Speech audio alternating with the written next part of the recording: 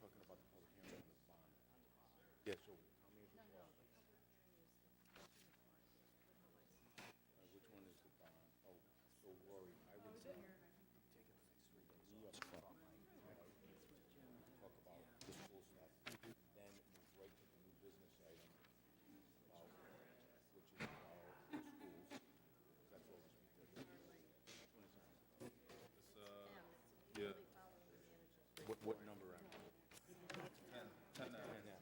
All right. So I would do my financial report up front and add new business. You got everyone here to present? Yeah.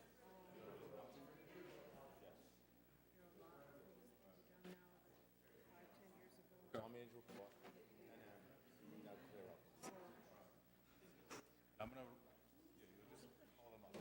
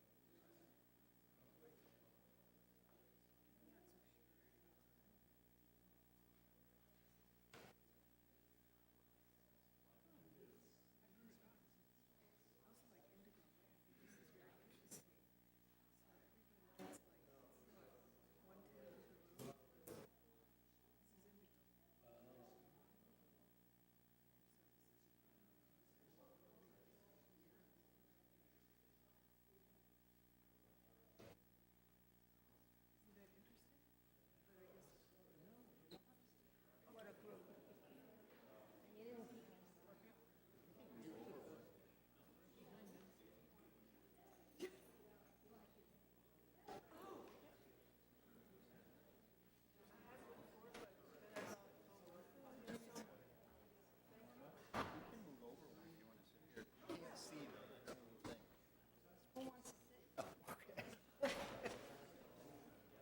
Then make yourself.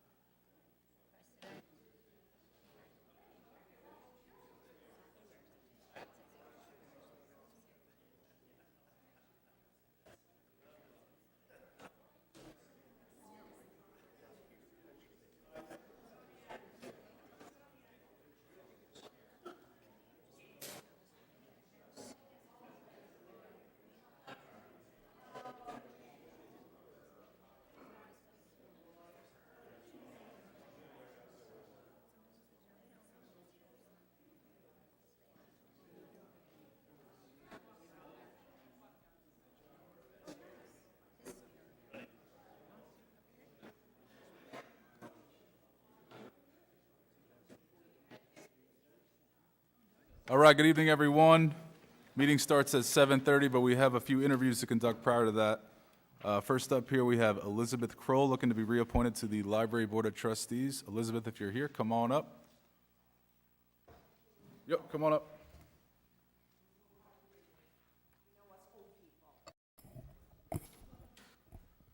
First off, thank you for your service and serving on the board. You want to tell us a little bit about your experience on the board, some of the successes you've had, some of the challenges, and sort of where you see things going forward.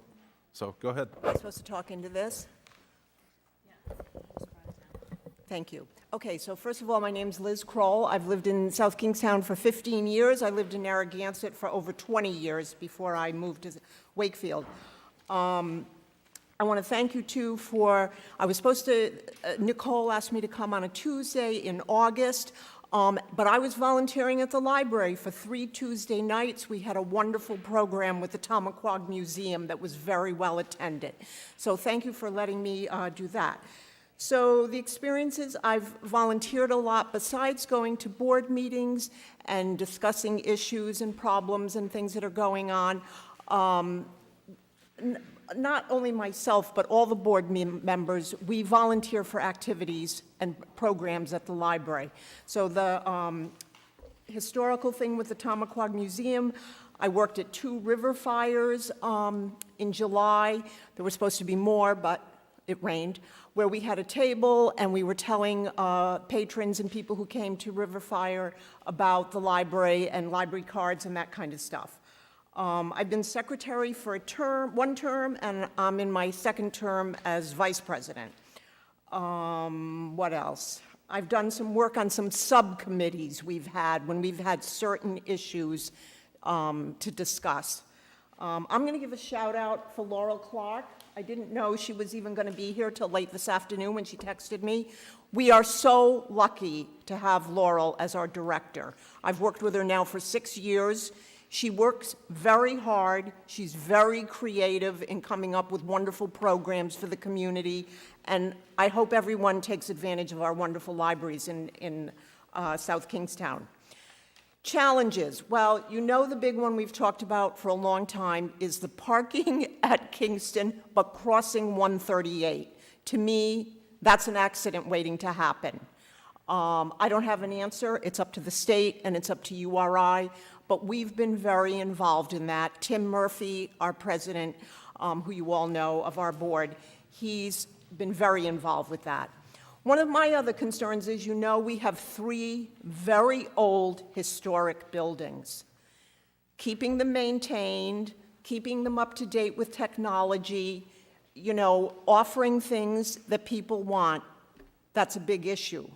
I work part-time in Cranston. I was at work this morning for a company I work for up there. On my way home, I stopped at the library on Sockanasset Cross Road. Do you know that? The Cranston Public Library, across from Whole Foods. Beautiful modern building, all 1 floor. I'm like, we need one of these in South Kingstown. But I know we're not going to have it. So we just need to always keep an eye, though, on our historic buildings and realize that maintenance is going to be an issue. Anything else?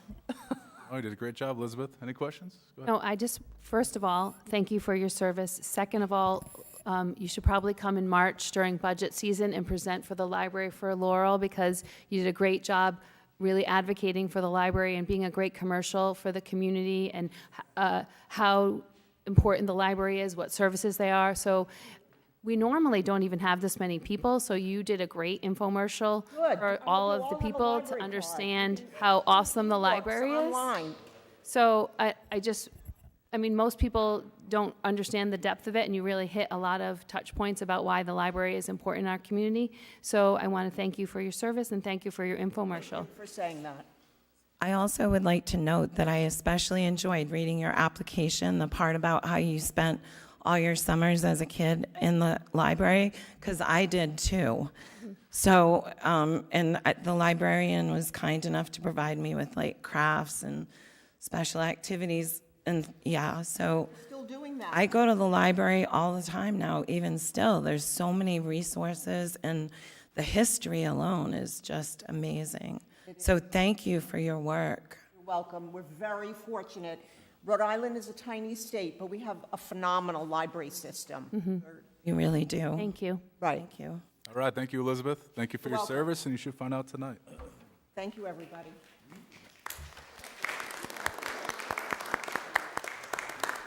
All right, next up, we got John Hanson, looking to be appointed to the Recreation Commission. John, come on up.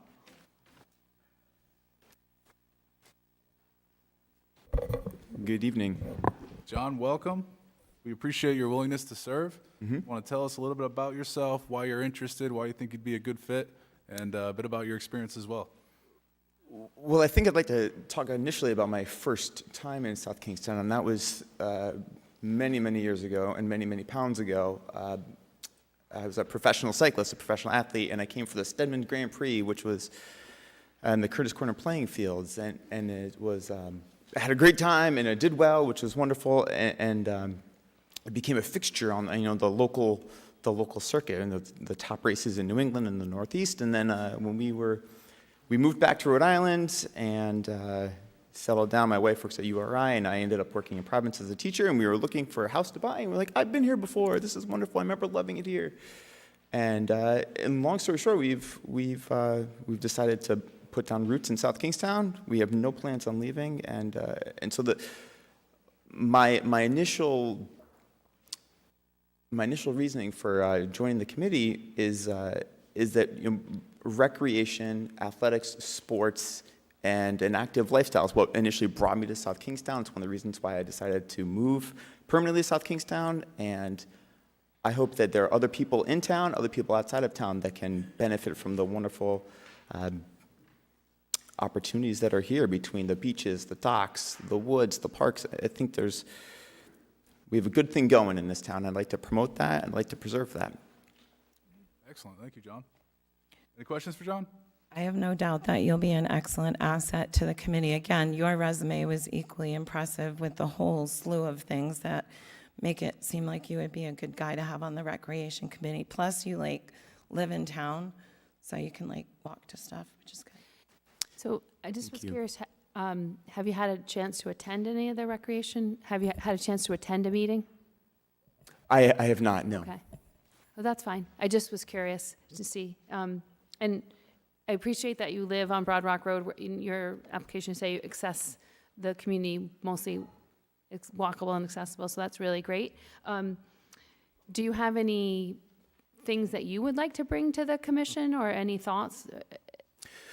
I appreciate the wellness and the active lifestyle, or any ideas that you're I really wish we were doing these types of things?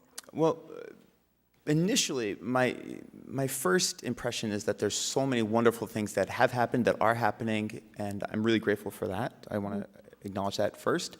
I have seen the working plan for Old Mountain Field.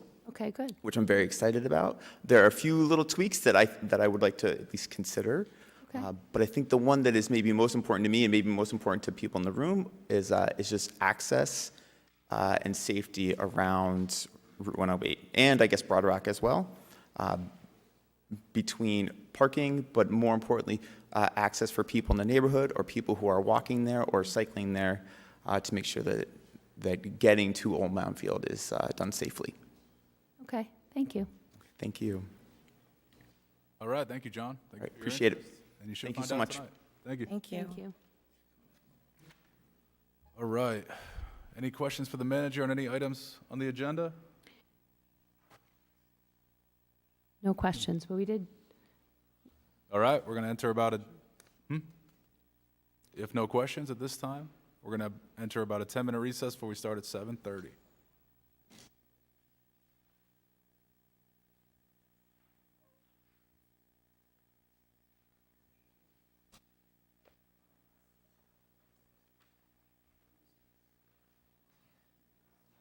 I'm going to go get some liquid IV in my car.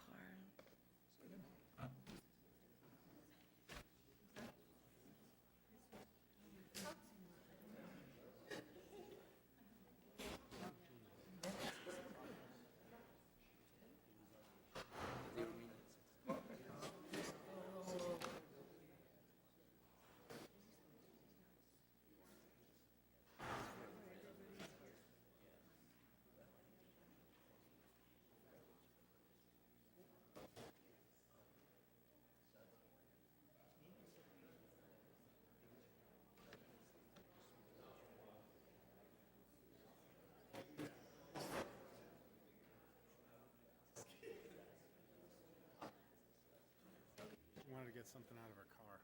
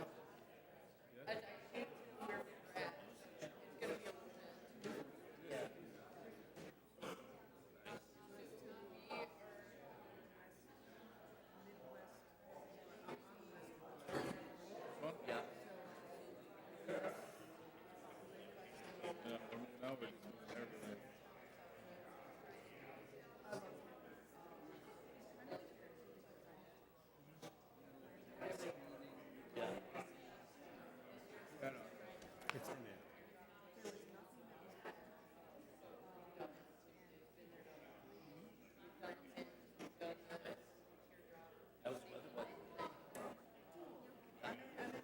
Oh, we'll get to it pretty quick.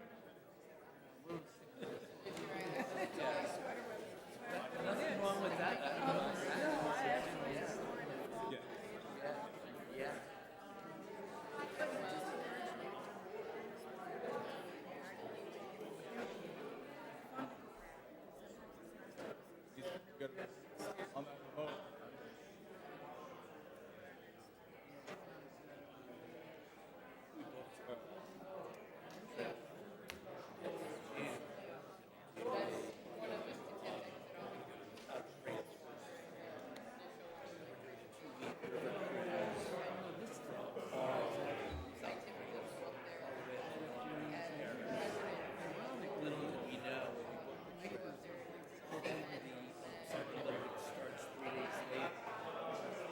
Mondays are tough, Mike. I didn't get a hell of a lot of law work done today.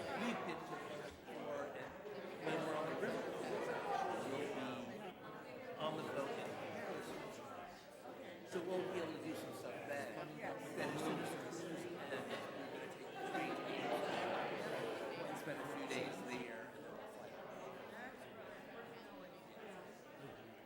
For you?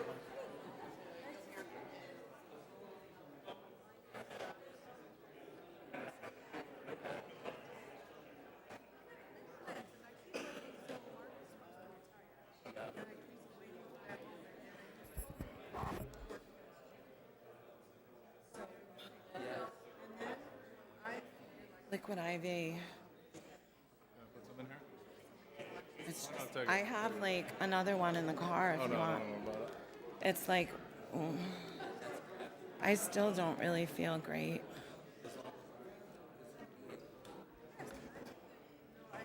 I mean, I'm not contagious. No. This is like a liquid IV. This is what I took when I was like super sick.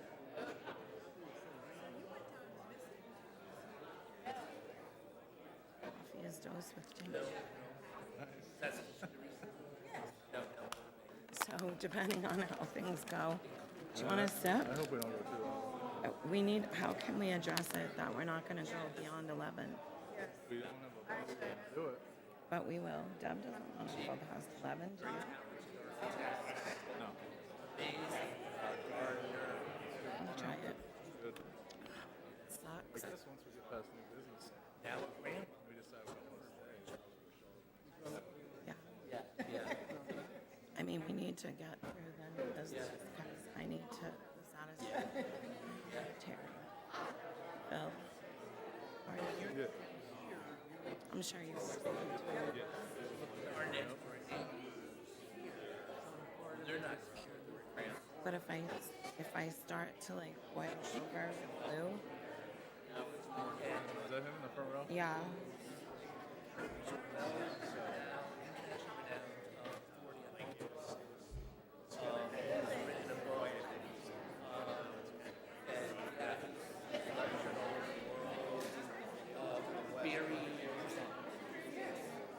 Right on the outside. That's where it had a late on his wife. She's got 10 dogs. She actually did last Tuesday was at a white coat ceremony for the nursing school who are on. And they asked her to do the beach. She's very excited.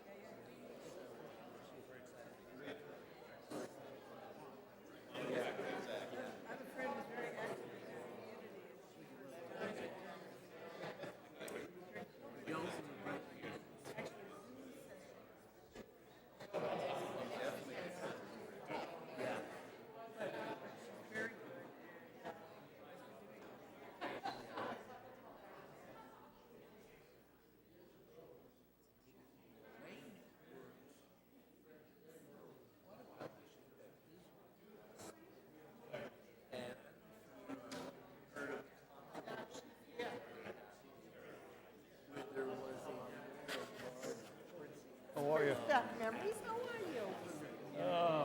I'm surviving. Yeah, you still coming to the meeting, so that's good. God. I thought I'd come over. What's going on? It's gotta be something big. Yeah, a couple of things. I'm here with the VFW. We're gonna get a suicide awareness one. That's good. Yeah, good seeing you. And the lady, she really left charge. And unfortunately, they lost. And she resigned. She said, I can't remain employed.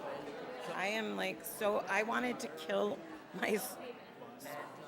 myself but like in my stress management portion of my cardiac rehab, I wanted to kill the woman. Like,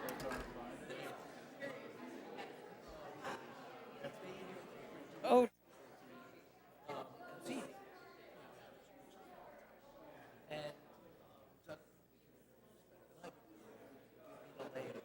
So,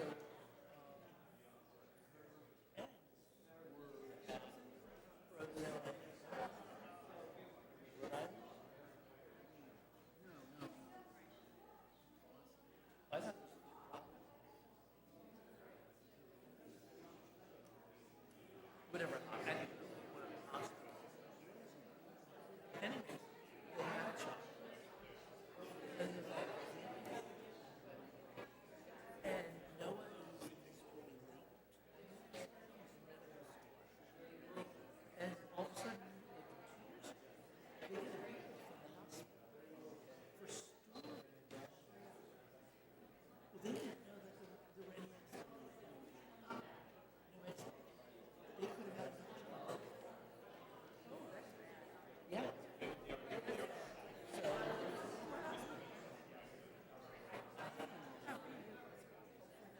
No, I don't think it was being made. It was a problem.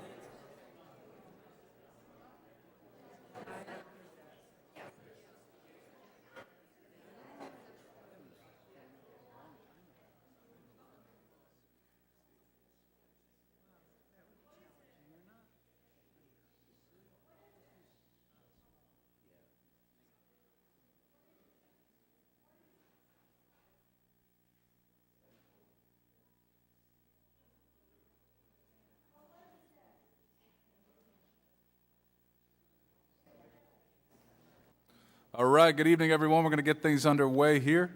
Today is Monday. It is at 7:30 p.m. Today is September 11. It's our regularly scheduled town council meeting. First order of business, as always, pledge of allegiance to the flag.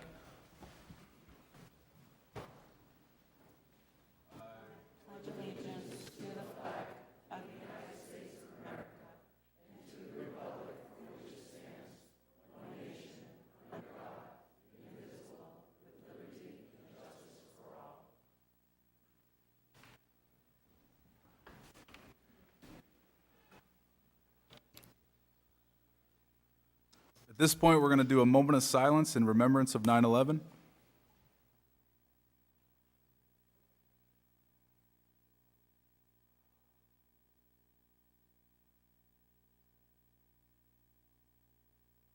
All right, next we're going to move on to the land acknowledgement statement. The town of South Kingstown pays homage to the indigenous people and land in which the town is now located.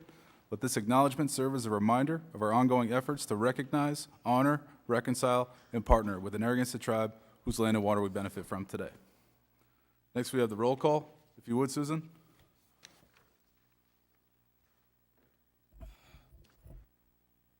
Council President McEntee, Here. Council Vice President Marin, Here. Councilwoman Bergner, Here. Councilwoman Alley, Here. Councilwoman Rose is absent this evening. Thank you. It's going to move us to item 5, approval of minutes of previous meetings. Motion to approve items 5A, B, and C. Second. We have a motion and a second. Any discussion? All in favor? Aye. All right, that passes. It's going to bring us to item 6, the consent agenda. Motion to approve the consent agenda. Second. We have a motion and a second. Any discussion? All in favor? Aye. All right, that passes. It's going to move us to item 7, licenses. A is a resolution granting victualling and holiday sales licenses to Matunuck Market LLC of Tower Hill Road, Wakefield, subject to the issuance of a certificate of occupancy, retail sales tax permit, and Rhode Island Department of Health approval, application by Perry Rosso. Perry, if you're here, or anyone on behalf of Matunuck Market, come on up.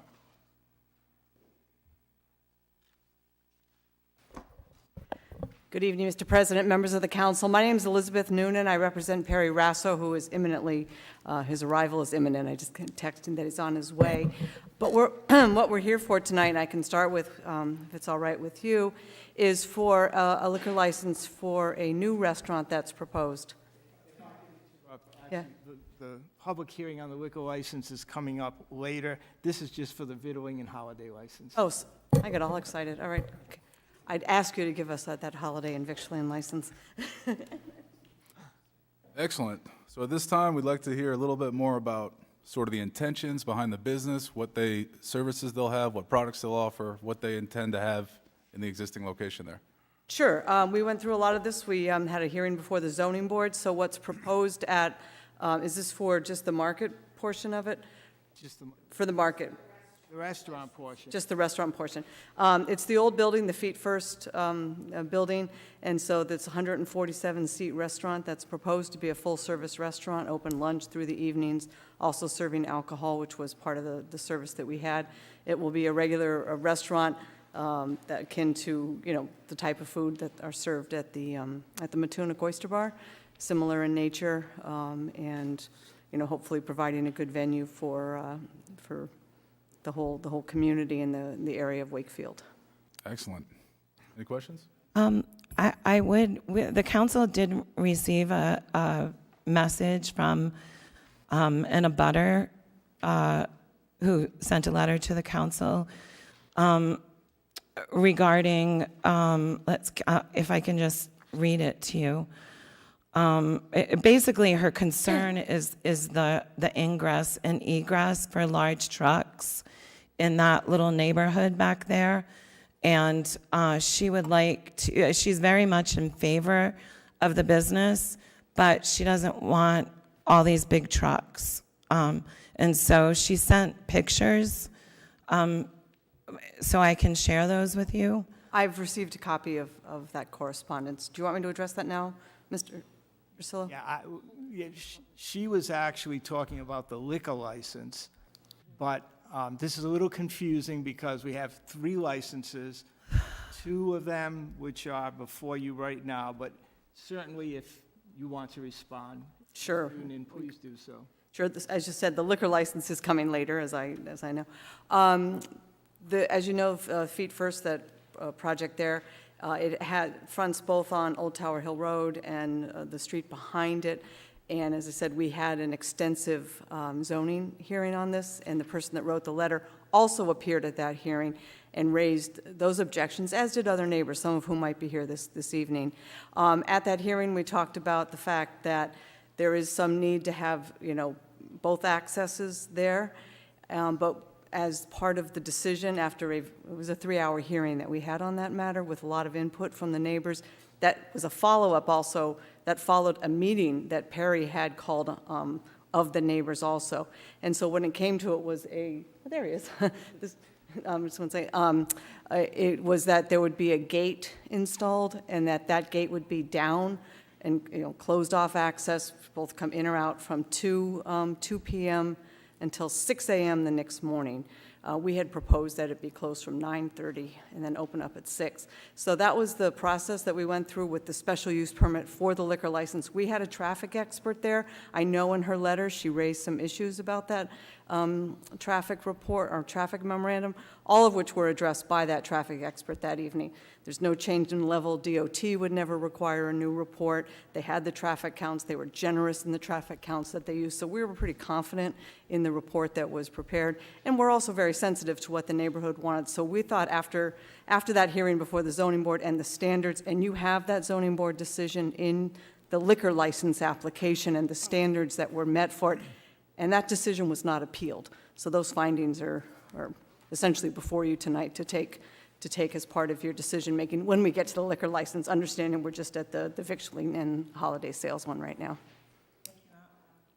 So I'm gratified to know that you've addressed the concerns, and we'll be providing a gate, although Yes. the timing, I mean, seems like 9:30 a.m. would be better, because isn't that when big food service trucks go? But it doesn't matter, it's what they want, so. Like I said, with the zoning board, we went through a lot. 2 p.m. actually was the time that school buses get out after 2 p.m. Oh, that makes And that was really, there were some members of the board that were felt very strongly about that, and we understood that. So that's the reason for that particular time. It wasn't entirely random, so. And then it's really for deliveries only, that gate back there also. Right, okay, thank you. That's what I was going to ask. The utility of the gate is for deliveries because of the unique position of the business Correct. for the Tower Hill Road facing end of it. That's right. I mean, it's the layout, and that's what the traffic engineer talked about, the trucking maneuvers and things like that. And similar to Patty's question, and I get closing it down at 2 o'clock because of the school buses. Correct. By the same token, I assume the kids are going to get picked up in the morning on Narragansett Avenue as well. Right. If it were 8 or 8:30 instead of 6, that would eliminate that as an issue. It does. It also limits, though, there are some trucks that come in those earlier hours, but they tend to come in maybe earlier than the 8 to 8:30. Honestly, as I said, there were two members of the board that felt pretty strongly about the school pickup time, the drop-off times. They weren't as focused on the pickup time. I don't live there. I don't know the neighborhood. They were very familiar with it and felt satisfied with the 2 p.m. Gate closure for that reason. I would appreciate it if there was some opportunity to revise that if in the future, if was needed, if the residents decided that it wasn't really the time that they wanted, can they if they go about it in whatever way, would you be amenable to? I think if anyone knows Mr. Rasso, who has now joined us here, and I was gratified as representing Mr. Rasso at the end of that hearing. A lot of it focused on how well he's handled the Matunuck bar, what a good, and a lot of this will go to the liquor license also. He's had that liquor license for a long time. How, the communication is there, the avenues are open. If there's a problem, he's going to address it. He's not there to look for problems. He's there to hopefully, take a building that has been dormant for a while. It's going to keep the same footprint, give it some vibrancy. There'll also be a market as a portion of that also. So that has some little differing hours than the restaurant itself. But I think, Mr. Rasso is easy to get a hold of if people have issues or concerns. And if there is a problem, it'll be handled. I mean, there were some issues way back with traffic at the Matunuck Oyster Bar. Those have been handled. So. I think that's important for people to understand that Mr. Rasso is a good, member of our business community and has a history of being responsive. And a resident of your town also. Exactly, so, right. Yeah. So I do think it's equally, Veronica Cott is also a long-term resident who has lived in that location for at least 25 years. I don't know if you recall who she is? No? Okay. So she was the resident who spoke very eloquently about changing the zoning maps for recreational marijuana. She advocated, and because of her advocacy, we did adjust where recreational marijuana could be relocated or could be located. So that's who, she is a very. Uh-huh. So we have two very good, engaged neighbors, Mr. Rosso and the community that lives there. She's lived there a long time. It was feet first. It was very busy, zero wampum. There were lots of things there that made it very busy. She's not a neighbor who's like, I don't want anything, because she's always lived with something. So she's not here, and I don't want to diminish her efforts to have a good project, because really, for everyone who isn't privy to this, she writes, fortunately, such a win-win outcome is quite feasible. Her letter is not all in the tone of this doesn't work, and she is really excited about the project. So it's not a question of that. We just need to work to balance out what the community wants, who lives there, and what that successful business also can mean to our community. So I do think it's a win-win. I don't want to diminish her efforts to make sure that it's good. So she does want the gate to be closed. Exactly, she says, a simple ask is that this fence be restored to continue to offer protection from commercial traffic in our residential neighborhood. Is that something that's different than in the zoning special use permit documents? Yes? What was the first part of the question? A simple ask is that this fence be restored to continue to offer protection from commercial traffic into our residential neighborhood. Well, the fence that had been there historically had been removed, so Mr. Rasso will be putting in this gate, and that will be limiting the access, so it's not going to look the same. The other one was fairly old and decrepit, so it's probably going to look a lot better than it was before, but the idea is to have the gate there with the limited open hours. Okay. Yeah. Okay, and then, so, we talked a lot about the hours, so the gate will be closed from 2 p.m. until 6 a.m., so the overnight, 18 hours-ish, or whatever. Yes. Okay, and that's agreeable to Mr. Razzo? It's a condition of the zoning approval. Okay. That was never appealed, and so, yes, absolutely. Okay. If you read through, the minutes, yes, we came back and said, yes, we accept that till 2 p.m.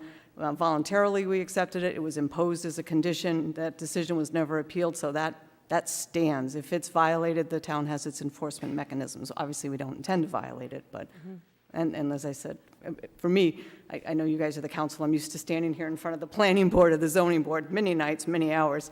The decision was never appealed. So, as a business person, Perry's sort of moving forward, and we understand the liquor license and the licenses are a separate process, but that zoning hearing was long for a reason. We had witnesses, we had experts, we had testimony, we had a whole record, and the board heard and managed all of that information.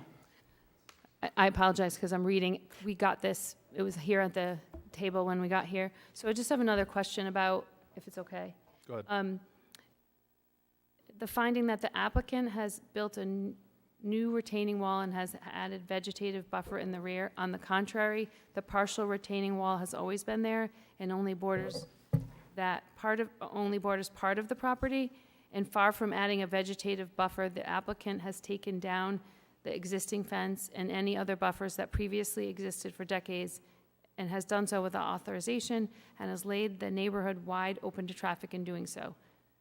Can you respond to that? Sure, I can address it. I think the first part, let me see, we talks about the retaining wall. There was, you did build a retaining wall, right? Yeah. There was a retaining wall that was in disrepair that we put a new wall in, yes. Okay. And then in terms of the Vegetative buffer. yeah, because there was a big elevation difference. That whole parcel there's an elevation change as you go back towards it.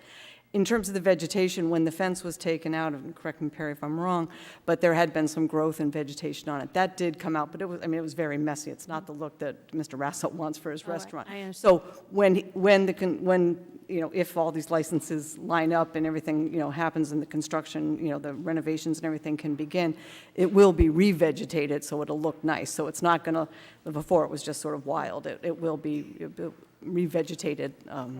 Yeah. Plantings to make it look, landscaped. It'll be landscaped. Yeah. So that's the back, right? That Feet First faces out onto Old Tower Hill Road.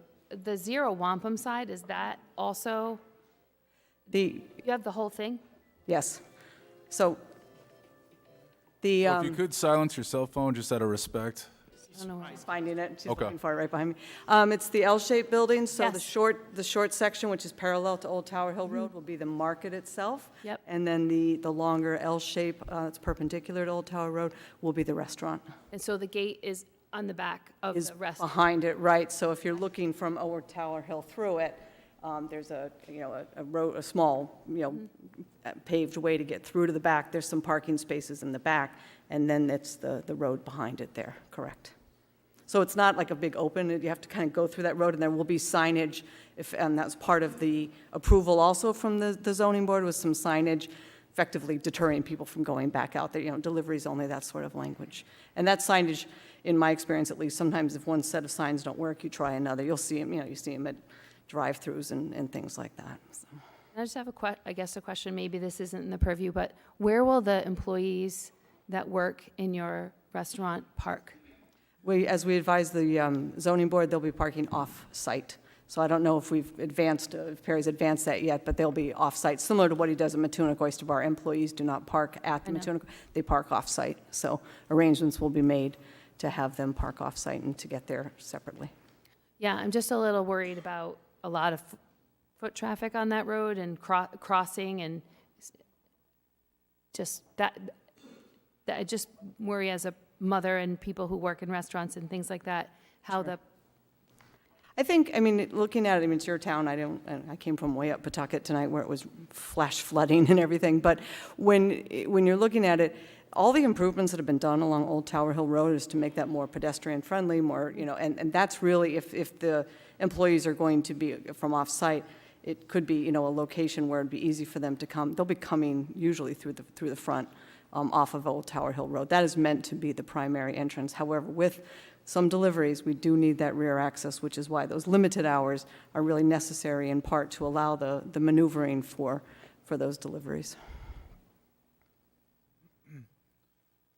All right, I'll just say that, Perry, we're excited. We're happy that you have shown the willingness to invest in Wakefield and open up a business down there. Based on your track record, we expect this to be another success. And if you want to offer any insight here as to what's to come, we're happy to hear. Just to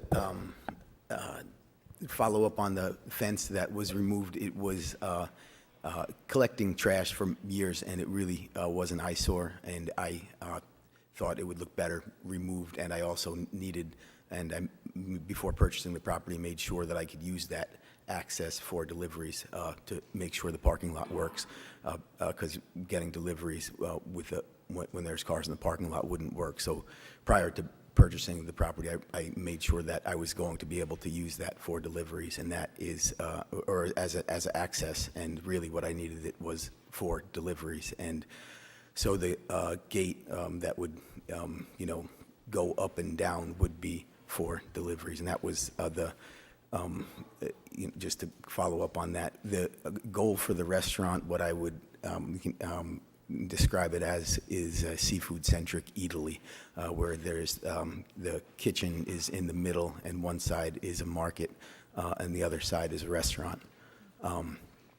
And a lot of prepared foods that people can take home and cook, and or not prepared foods that people can take home and cook, and some partially prepared foods like baked stuffed lobster, or bacon wrapped scallop, something like that. What's your if you're able to get your licenses and approvals, what's your timeline? Last year, no, I really feel that I was shooting for the spring. I think realistically it might be the fall. I can't really make next moves or order work or equipment to get done before I know that I have the permission to do the things that I plan on doing, which I think the liquor license is the last thing that would allow me to do the project. So that is, once I get that approval, I have a meeting with the architect who's already done work on the project to take the next steps. All right. I do remember that you came, we did see a beautiful design. I feel like it was a different season, like it was in the spring, right? We did see your design.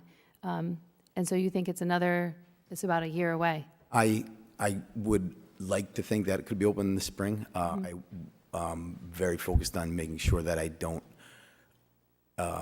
mess it up, and I do it really good. And I want people to walk in there and say, this is awesome, and want to come back and have, and that's going to take time. I would love to tell you I'd be open before the summer. I just don't know that it's realistic. Okay.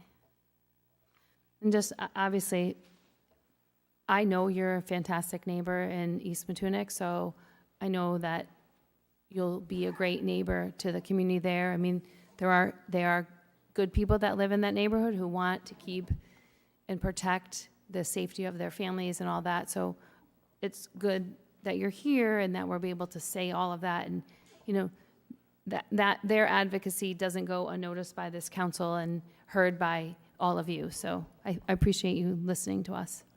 Thank you. Of course, thank you. Ari, we're looking forward to it. We're happy to see that a vacant plaza will finally be utilized again after so long. So with that said, do I hear a motion on this item? Motion to approve item 7A. Second. All right, we got a motion and a second. Any discussion? All in favor? Aye. All right, that passes. It's going to move us on to item 7B here. A resolution continued from August 15, 2023, granting a holiday sales license to Eclectic Energy LLC of Main Street, Wakefield, subject to submittal of a retail sales tax permit application by Pamela Davis. Pamela, if you are here, come on up. Or if anyone is here on behalf of Eclectic Energy, I invite you to just come on up.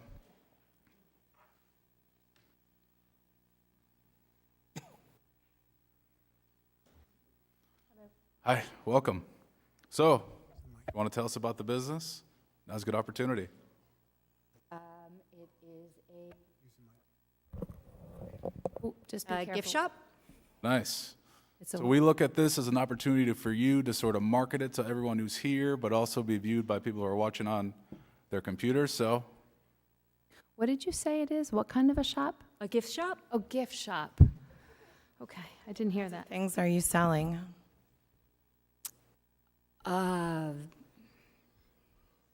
It's broken up into different sections. I have a stationery room, a housewares, an art room, seasonal trending. It's eco-friendly, environmentally friendly, local, Rhode Island, artists, things of that sort. all right. Any questions from members? Do I hear a motion on this item? Motion to approve item 7B. Second. All right, we got a motion and a second. Any discussion? All in favor? Aye. All right, that passes. Congrats. Good luck. Thank you. Have a good night. Thank you. Two. All right, item C is a resolution granting temporary mass gathering permit to Extreme Airsoft of Kingstown Road, Wakefield, to conduct the EA Fest Block Party on Sunday, September 24, 2023, from 12 p.m. to 4 p.m. in their parking lot, subject to approval by the building official and director of EMS. Application by Danielle Martin. Danielle, come on up.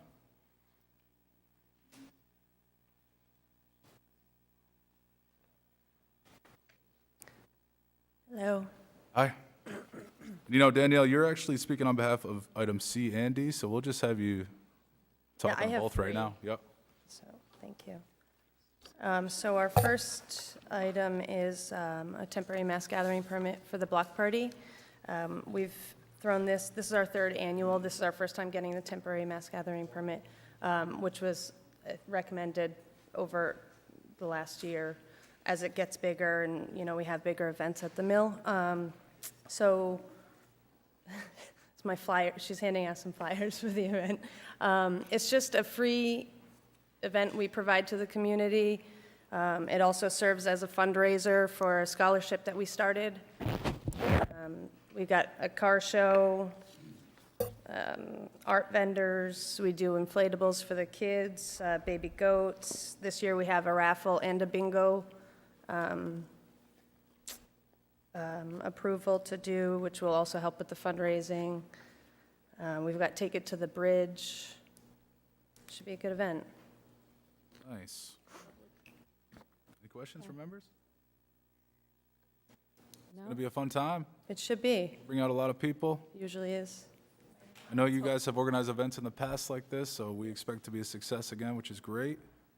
Is there a rain date or any other? No. So we Nope. just pray for sun? Just going to do it. Okay. I'm sure you'll pull it off. Okay. Sounds wonderful. Motion to approve item 7C? I'm going to take up both right now. What? D. Oh. C and D. Oh, you want to do them both at the same time? Yeah. Okay. You want to talk on the next item a little bit? We'll just take them both same time. Sure. The next item would be the. 19-hour beverage license? Yep, Class F. We thought that maybe doing our own alcohol would be a good opportunity to raise some more money. You know, during this event costs a fortune. So last year we had a food truck who did the alcohol, which was great, but he's not available this year, so we just thought this would be a good time to try this. We've done it in the past when we had this event down at the at the Rotary, and it was hugely successful for the nonprofit, so. Will you have tips, certified bartenders? Yes. Okay, good. We've submitted a couple of them already in the application, and I have 2 more coming. Okay, and you will have liability insurance of some sort? Yes. Okay.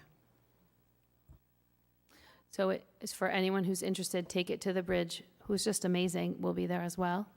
And they're looking for some event sponsors from some of the items that they need if people are feeling generous. Yes, and raffle items as well. It's always a big opportunity to make money is the raffle. And 100% of the raffle proceeds goes directly to the scholarship fund. All right, should be a fun time. Do I hear a motion to approve here? Motion to approve item 7C and 7D. Second. All right, we got a motion and a second. Any discussion? All in favor? Aye. All right, that passes. Good luck. Looking forward to it. Thank See you. you then. Thank you. Should All I right. stay up for my next one? Oh, that's you Yeah, as you're- well, that's you sorry. too. All right, item E is a resolution granting a firearms and ammunitions license to Freedom Sports and Arms Incorporated, doing business as Revival Firearms of High Street Wakefield, application by Danielle Martin. Danielle? Hello again. I have purchased, or am in the process of purchasing, Freedom Sports and Arms from my father-in-law, who is in need of retirement. Even though he probably won't stop doing anything, but, so I have partnered with my old friend Tom here, who will run the business on day-to-day. I have the business experience, he has the knowledge of the product, so we decided to partner. All right, so operations will remain the same. They will just be under new ownership. Yes. Yeah, we would like to rebrand. We did DBA Revival Firearms. So we would like to rebrand just to differentiate, new management. So like the sign out on the road would change, and maybe some of the color schemes and aesthetics of the building, with the landlord's approval, of course. But it All would- right. Excuse me, Mike, I would like to recuse myself from this vote. Okay. So motion to approve site item 7E. Second. All right, we got a motion and a second. Any discussion? All in favor? Aye. Aye. All right, that passes with a 3-0 vote with 1 recusal. Abstention. All right, thank you and good luck. Thank you. All right, it's going to move us to item 8, public hearing. We got a public hearing relative to an application for a license to keep and sell alcoholic beverages in South Kingstown in accordance with the general laws of 1956 as amended as follows. Class B victular liquor license, application for a Class B victular liquor license by Matunuck Market LLC of Old Tower Hill Road, Wakefield, by Perry Rosso, managing member for the bar, dining, and waiting areas in the restaurant in accordance with the special use permit granted by the Zoning Board of Review on May 31, 2023, and as further defined in a site plan on file in the town clerk's office.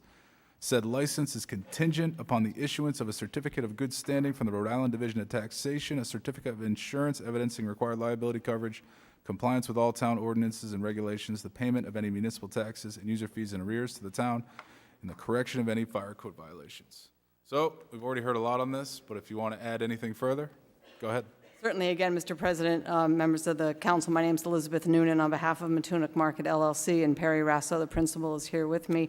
We discussed earlier in the evening in regards when the victualling and holiday sales license came up about some of the nature of that involved the liquor license also, and the fact that it had been the subject of neighborhood meetings prior to the zoning hearing with the special use permit that was granted, no appeal was taken. And then this is the next step, as Perry described here this evening, towards sort of fulfilling his dream of making this the Matunuck Market in the Wakefield area of town. So we're available for any other questions. Any questions from members? It's not a question for you, it's a question for Mike. As I understand it, we've also got item 10A under new business. So once the public hearing is completed, we're going to hold. You are, and then you're going to go immediately to 10A, vote on that, and then you can issue the license. Thank you. The only one sort of clerical thing I would ask for is, obviously, this restaurant is not open. If the license, if you do deem to grant it and to issue a new one, that it be effective December 1, which I think lines it up with the other licenses. If I'm correct, your clerk has helped me out with that issue. Thank you. So you'd be getting approval now, but it wouldn't go into effect until December 1? That's correct, yeah. Sounds good.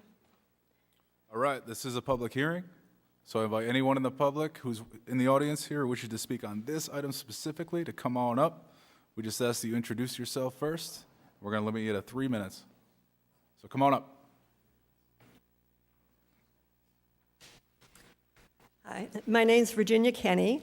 I live at 57 Narragansett Avenue West, right across the street from the proposed Matunuck market, sorry. I did send you a letter today, but quite late. You probably have not received it in time for the town council meeting. So if you don't mind, I'd like to read it, please. It's not very long. Addressed to the town council. All right, okay. Is that all right? Yeah, we just got this over here if you want to be mindful of the clock. I'm sorry?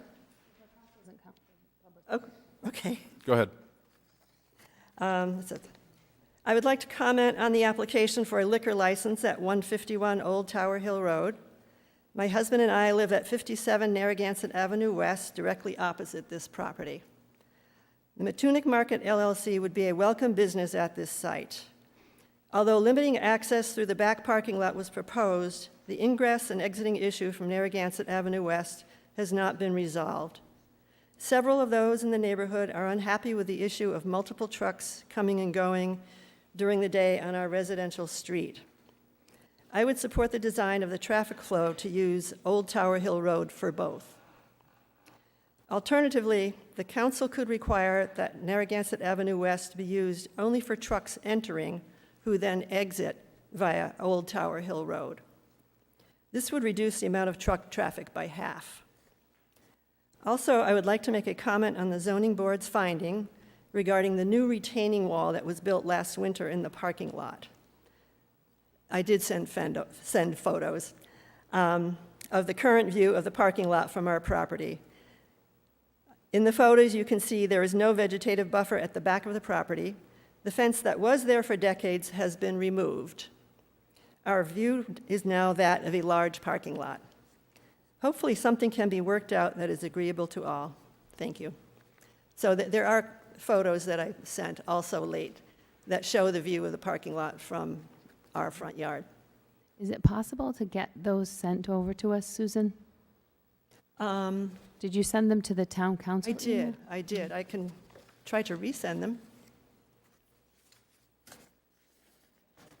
I'm sorry? Yes, yeah, I sent it after 4:30. Thank you. Okay, thank you Thank very you. much. Welcome. So if anyone else in the audience wishes to speak on this item specifically, I invite you to just come on up. The council did receive those photos at 4 o'clock this afternoon. No, this is a different person. Oh, Those are Veronica's pictures. We have those at the. you're right. Yep. All right, I'll ask again if anyone wants to speak on the public hearing at issue right now. I invite you to just come on up. Otherwise, we're going to entertain a motion to close the public hearing. So, can you come back? Because I just want to try to get us closer to happy between the neighbors and Perry's project. So I thought we were happy at the end of the zoning hearing, because at that time, what we heard a lot about was concern about drunk drivers coming through the neighborhood as a result of the restaurant. The expert that testified about traffic said the busiest time for the restaurant is usually like 5 to 7 p.m. So in fact, the closure and addressed those issues. Deliveries were discussed to some extent, and that was a focus to some degree. There's the Kentucky Fried Chicken that's a few doors down. They have a fence that's kind of operates on the same hours, although I don't think it was monitored for a while, and I believe it is now. They have the same sort of setup, a through lot with deliveries coming through. So my sense when we had left the zoning hearing, everyone walks away not entirely happy, which I once had a Superior Court Judge Gibney once tell me that means everybody, good settlement, right? Because everyone's a little unhappy. So like I said, that kind of had been the focus early on, was that, concern about people drinking at the establishment and then driving through the neighborhood.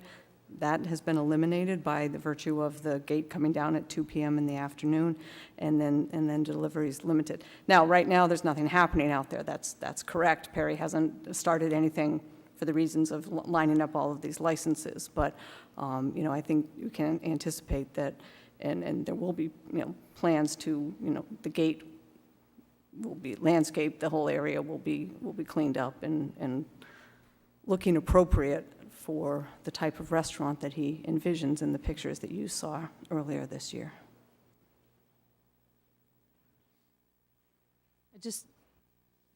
I'm just trying to look at these pictures. We can't make them much bigger on our screen, so. I haven't seen the ones that Ms. Kenny sent today. Yeah. But I'm familiar with the area, so. Yep. So it sounds to me like there's still some issue about the gate, or not having a gate, or the traffic from the trucks through the neighborhood. Is there any way to prevent the trucks from going up Narragansett Avenue West?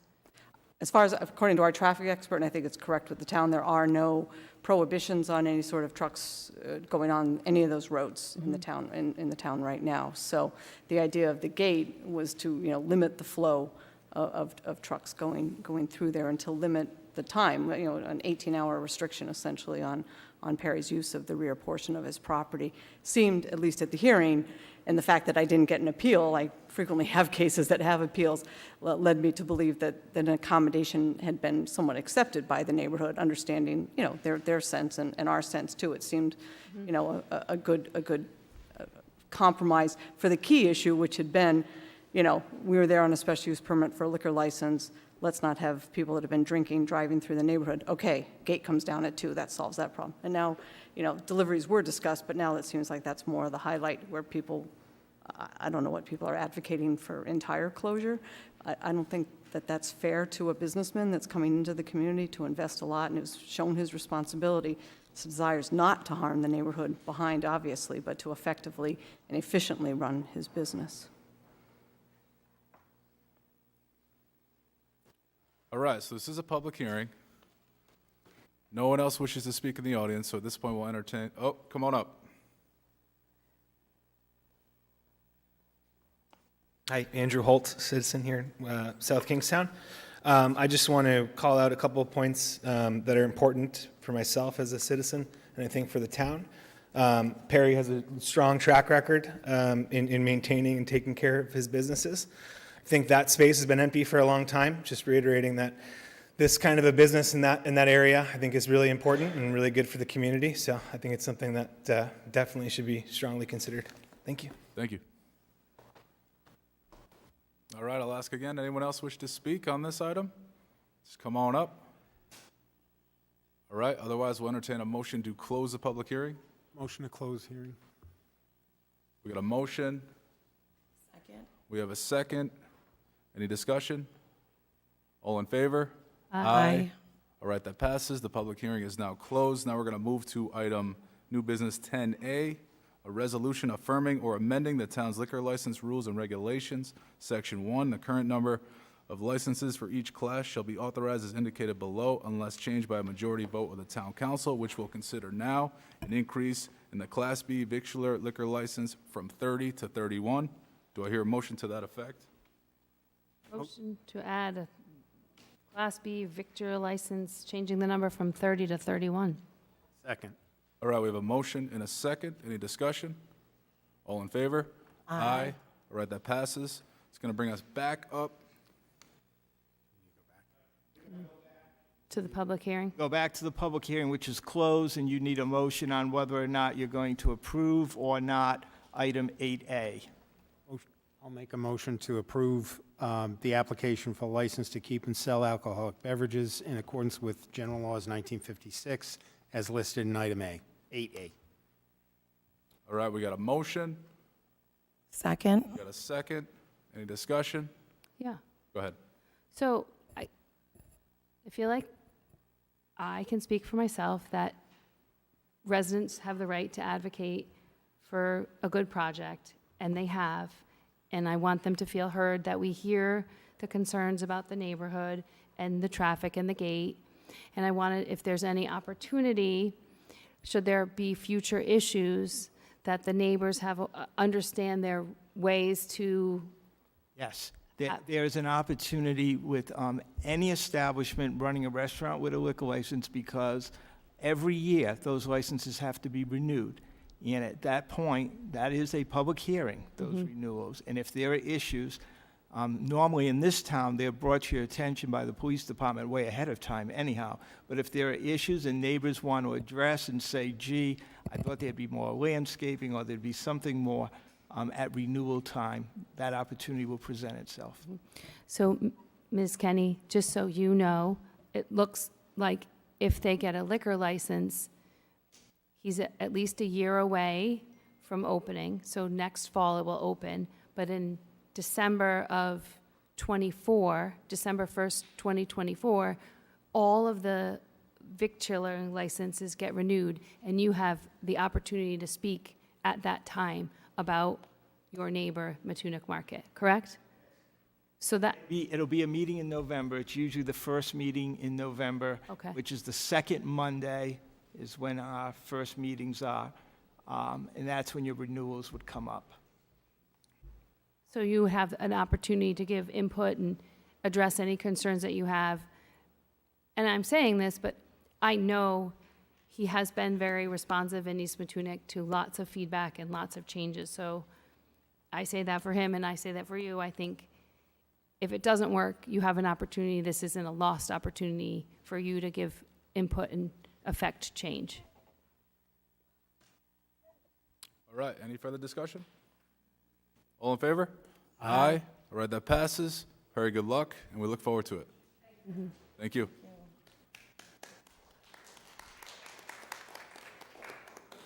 All right, that's going to bring us to item 9, public comments.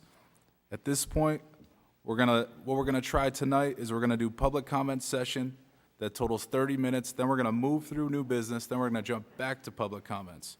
And because there's a lot of people in the audience tonight who want to address a number of different issues, we're gonna limit the speaking amount to 3 minutes. Hopefully that allows us to get to as many people as possible. And with that said, first come, first serve. We just ask that you introduce yourself. And just a reminder, we're gonna do a 30-minute section. We're gonna move to new business. We're gonna get through that. We're gonna come back to public comments. So with that said, What about Jim, the town manager's report? When will we do that? we're gonna get through that in new business. Okay. So, at this point, if anyone wishes to speak on any matter whatsoever, way to just come on up. We're gonna limit it to 3 minutes. So with that said, first come, first serve. We just ask that you introduce yourself. So come on up. I wanted to thank everybody for being here. And I want to thank all the people who helped me to do the research that I've been doing over the months. I first came before you in April after I had learned about your decision to stop plowing the 14 private roads. And having discussed with people in my community how upset they were with this and their disagreement with the facts that you presented. At that time, I said that not all private roads are the same. At a later meeting, Jessica Rhodes said the decision to stop plowing had been made hastily and should be looked at again because all private roads are not the same, that the issue is more complicated. And that hasty decision is what I want to address tonight. At that January meeting, the complaint was brought by Board Hill was not about private roads, but about the unfairness to Broad Hill, that those roads were being plowed for free at taxpayers' expense, and that it was a free ride, and that their roads were being adversely affected because town trucks were using their road when they should not have been, that this was costing them hundreds and thousands of dollars in extra money. That statement was made, and then other statements were made based on the accuracy of that statement. And at the end of that meeting, a vote was taken to stop plowing, was made with the assumption that everything, all the statements that were made were accurate. And I am saying that they were not accurate. So when I spoke with the town assessor about how we are taxed, he said that roads are not taxed. Property is taxed based on ownership, which includes home and land, and that a surveyor provides those boundaries, I guess, and that is described in the deed. My deed says I own property east of the road, and I have the right to use the road. My title search, which I had to have, it cost me a lot of money in order to get my mortgage, said the town maintains the road by tradition. So that word has come up a lot. Some people think that it was a handshake deal, but I think by tradition means the way the town maintains the road. That is, they are sand and gravel roads, and they are not maintained in the same way as asphalt roads. I could not have gotten a mortgage if there was not that statement in there. The board. Time is up. I just ask that you respect the 3-minute time frame so we can get to as many people as possible. Well, I resent the fact that tonight is when you said this, but I will say one more thing. Broad Hill, they own their roads. We do not. Thank you.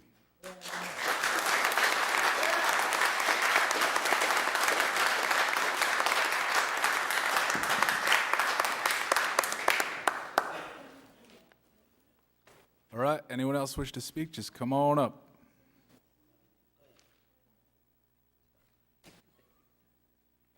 Good evening. My name is Barbara LaCroix, and I live on Peninsula Road in the Matunuck area of South Kingstown. I'm here to support all my neighbors and strongly object to South Kingston Town Council's decision to cease the maintenance of our roads, namely Peninsula and Ninigret. We have approximately 16 residents that live on Peninsula and Ninigret roads year-round. Most of these persons are aged, to put it succinctly. Our immediate concern is safety. Visualize this scenario. Visualize getting a rescue vehicle through a major snow event for an emergency. The emergency responder would have to go on foot with a sled to rescue a person, or possibly use a snowmobile with an attached sled. How traumatic and dangerous that would be, just to get to the ambulance on a town road. Time matters in an emergency.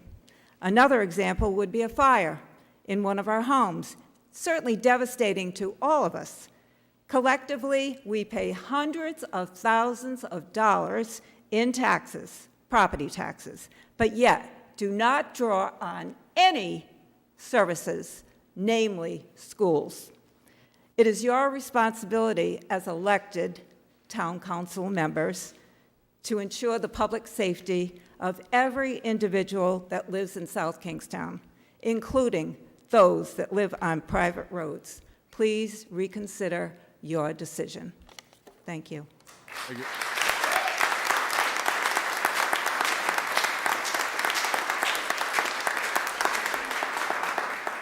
Good evening. I'm Lou Krastowski, 19 Teal Drive in South Kingstown. I also want to just echo Norma's comment about being sort of resentful about the change in the timing. The processes to communicate with the council have been cumbersome and are frustrating. I had a very good conversation with Mr. Manny over a letter that I had submitted that I had hoped to have been on the agenda but was not. I'm going to just be very brief because there are some points that I would like to make tonight that were included in that letter. And I'll start with basically the request that when you do discuss this topic later on in the agenda, that you address the questions. Each of you would have received the letter and the questions. I would respectfully ask that all of those questions be answered or addressed when that discussion occurs. But first off, when you made the decision to no longer maintain private roads, did you take into account the impact that this will have on homeowners' ability to insure their homes?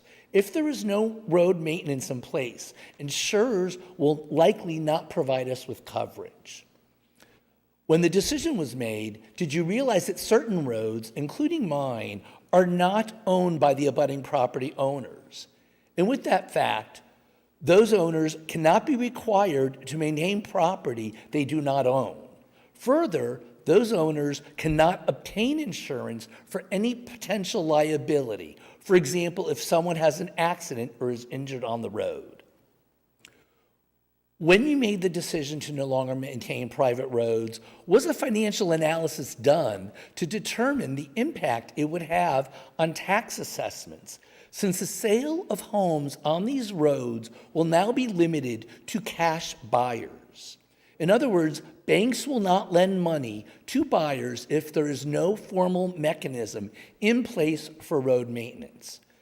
Considering that a very large number of the homes that would be impacted are along the coast and pay significant taxes, this will have a considerable impact on the town's budget. And are you aware that the impact your decision will have on real estate values is actually on the agenda for the Rhode Island Realtors Association's upcoming meeting? 1 second, Lou. I do ask whoever phone that is if you could silence it out of respect so we could. Can someone help? Can someone help Norma silence her phone, Having please? trouble with. Go ahead, Lou. Also, and again, I'm raising these questions because I did APRA, the analysis that was referenced. I should have said that in the beginning. And what I received basically was not, in my view, an analysis. These are all points that I think should have been taken into account in any analysis. So to continue. Lou, we'll give you a few extra seconds. I mean, that interrupted about 10 seconds. My last point then. The question I have is, what is the definition you are using for a private road? According to Rhode Island General Law, Chapter 31-1, Section 31-1-23, a private road or driveway means every way or place in private ownership that is used for vehicular traffic only by the owner and by those others having expressed or implied permission from the owner. I don't mean to interrupt you. You're going a little bit over. It's sort of a legal analysis that our solicitor will get into when we get to that point later in the meeting. But, based on research and talking to the Attorney General's office, in my view, this is a violation of state law.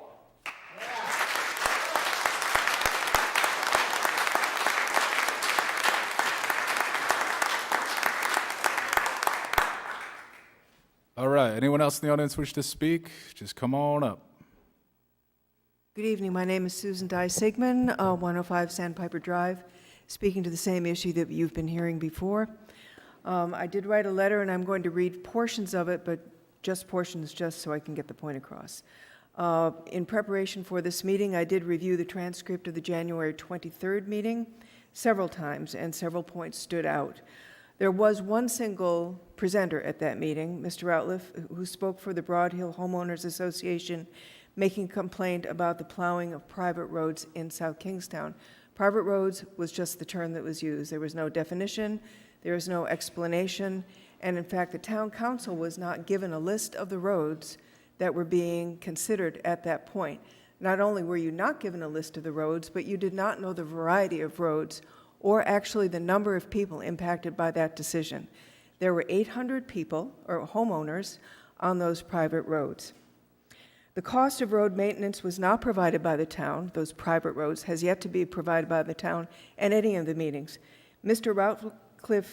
Routliff offered an extrapolation of the cost for taking care of these roads using the cost from the homeowners association. However, the roads that we're discussing in the private roads, some of which are dirt, so they don't require sanding, and there is the difference between a private contractor versus what a city might be paying was not paid attention to and has not been provided.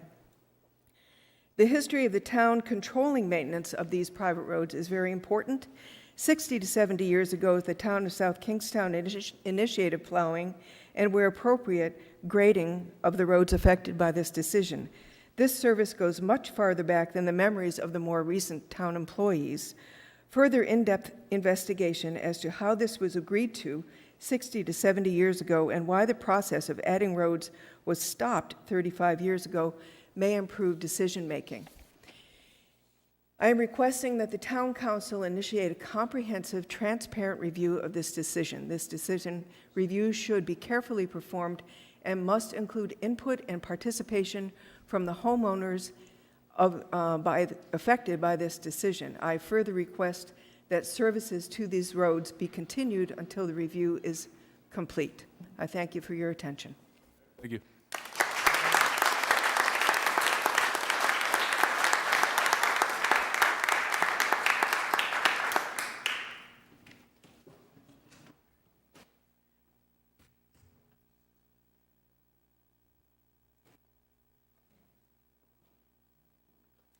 Good evening.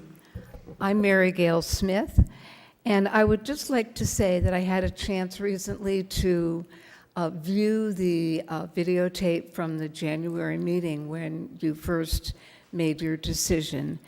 And it was evident to me that you did not have at your disposal, in my opinion, the necessary information to arrive at this conclusion that affects 800 households.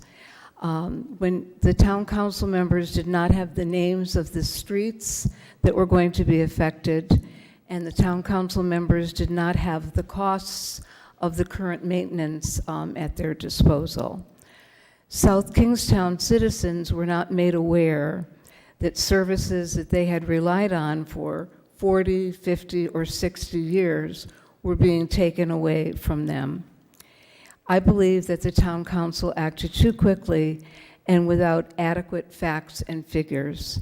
And so I'm going to respectfully suggest yet again that you continue the services that were in place prior to your January decision for a period of time, and I'm suggesting a year. I'm aware that the cost of the maintenance for these private roads is currently in an approved budget for 2024. So that would be my suggestion, that you take some time to explore this in depth and to involve members of the community in your decision-making process. Thank you. Thank you.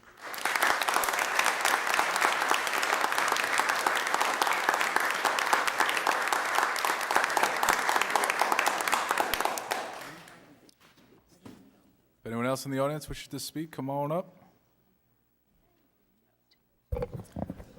Hello, my name is Joe Duva. I live at 4 Teal Drive, in reference to the same that everybody's been talking about. This is the second meeting that I've attended. I did send a letter in a few months back as well.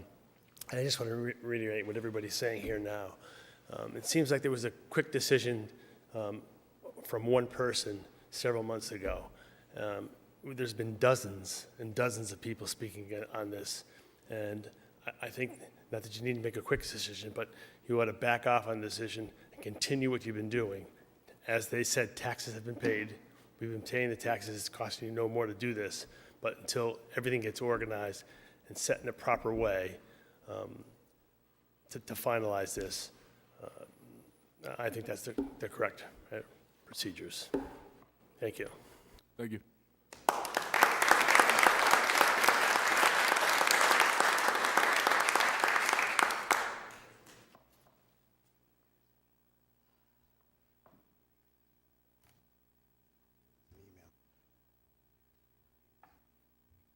My name's Robert Jensen. I've owned property in the town here since 2007. Been living here now full-time approximately 2 years. Formerly from the town of Lincoln. I was involved in the town. I sat on the council. It was a community, what I thought was similar to South Kingstown. I came before, and again, I am appalled to see these are the residents of your town and the way they're being treated. One thing I look at, we've always been allowed 5 minutes to speak for the public hearing. Because the majority of the people here are against what the council did, you decided to cut that. If this was for something else, you wouldn't have done it. You knew from probably the talk that this place was going to be full with people who were against your decision.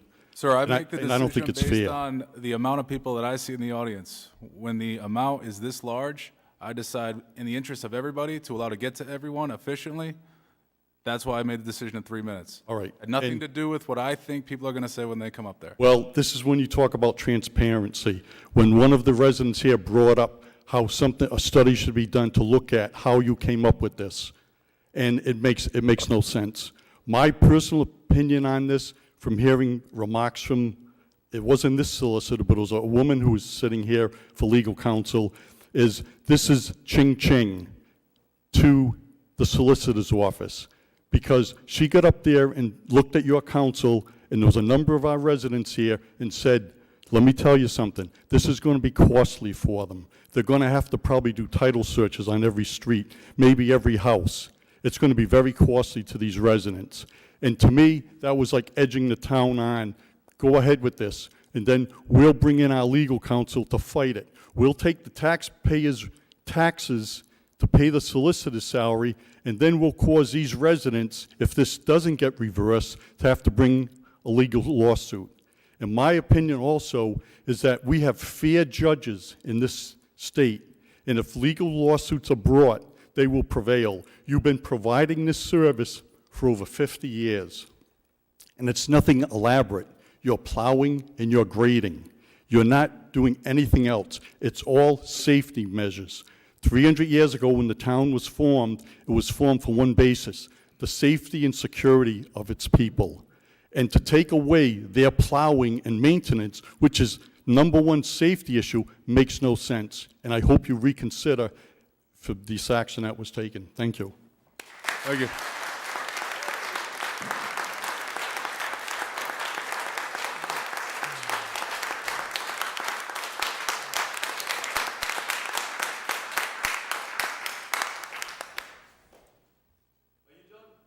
Come on up, Bob.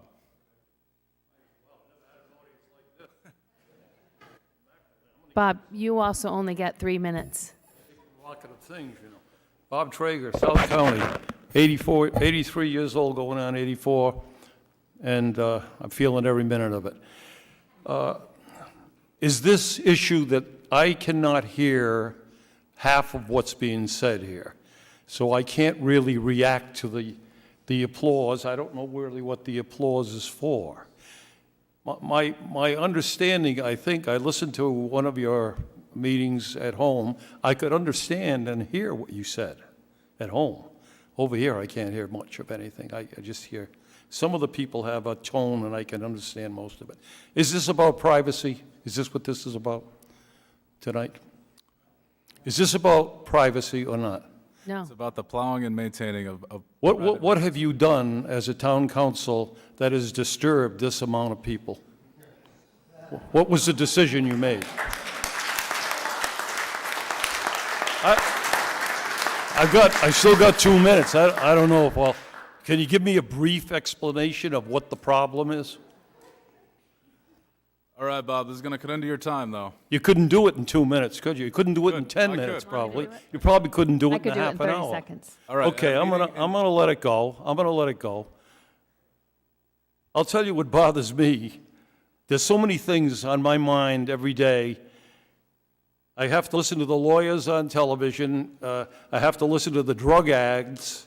I have and listen to the all that everybody's talking about now is, you know, more military arms or more rockets. Or I don't hear too many people talking about diplomacy and trying to get this world straightened out. We got big problems. This might be one for some people. It's a minor one for me. Thank you, Bob.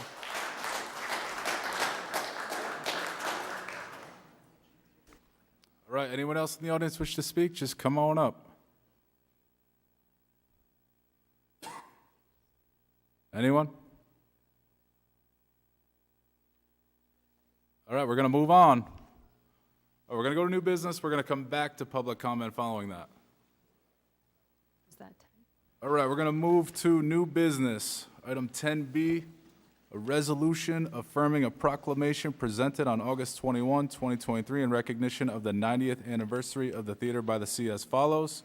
Since I've already presented this to Bill Haney of Theater by the Sea, I'm not going to read it here tonight, but do I hear a motion on this? Motion to approve item 10B. Second? We have a motion and a second. Any discussion? All in favor? Aye. All right, that passes.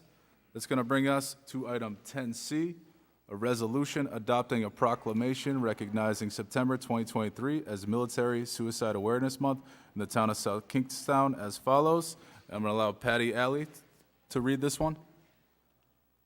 Military Suicide Awareness Month. Whereas family matters, support matters, and every military veteran matters, this September, Suicide Prevention Month encourages veterans and their loved ones to focus on the things that give life meaning, the things that matter. Anyone who knows a veteran can help. And whereas whether a veteran has just returned home or served years ago, their experiences remain with them. Their wounds may not be visible, but they need our attention. We can support veterans who are dealing with challenges of all kinds. We're in this together. And whereas the U.S. Department of Veterans Affairs, the VA, urges groups and individuals nationwide to stay alert for signs of suicide risk in the veterans they care about. If you're concerned about the veteran in your life, lending a hand doesn't have to be hard. Just talking about it opens the door to finding support, and the Veterans Crisis Line can help. And whereas the first step in preventing suicide is to understand the warning signs, people may show signs of risk before considering harming themselves. Warning signs include hopelessness, anxiety, agitation, sleeplessness, or mood swings, rage or anger, engaging in risky activities, increasing alcohol or drug abuse, and withdrawing from friends and family. Whereas the Veterans Crisis Line is a free, confidential resource that veterans and their families and friends can access any day, anytime. Trained professionals at the Veterans Crisis Line, many of whom are veterans themselves, are ready to listen, providing free, confidential support 24/7, 365 days a year. And whereas the VA counts on grassroots networks and community organizations to spread the word that support is just a call, click, or text away, it is up to all of us to get educated, get involved, and take action to help veterans access the support and the care they deserve. And now, therefore, we, the Town Council of the Town of South Kingstown, proclaim September 2023 as Military Suicide Awareness Month in the Town of South Kingstown, and request our residents to let a veteran know that they are not alone and that they matter. Happy to get this done, but if you want to say a few words, podium is yours. Actually, we would. Thank you. My name is Erica Westbrook. I am a proud Marine Corps veteran, and I am also the current president for the William G. Fournier VFW Auxiliary 916 here in Wakefield. We do a lot of advocacy. I'm sure most of you know our post commander, Joe Tiger Patrick, who unfortunately is not here with us this evening. He is reflecting on a few things. We do have a few things that we do want to read. I am going to start with, it is appropriate that we are asking for this proclamation on this day. It is the 22nd anniversary of 9/11, almost to the day. Tomorrow would be the exact day of 9/11/2001, a day that the world stopped turning for so many. The global war on terror that has lasted for so long for so many has brought to light an epidemic that has gone relatively unseen and untreated for too long. It is the epidemic of active duty military and veteran suicide. The mental health needs of our military need to be addressed. I do have 3 things with me, one of which will be read by a good friend of mine. If you could step up and read that one very quickly, and then he'll introduce himself when he's done reading. Thank you.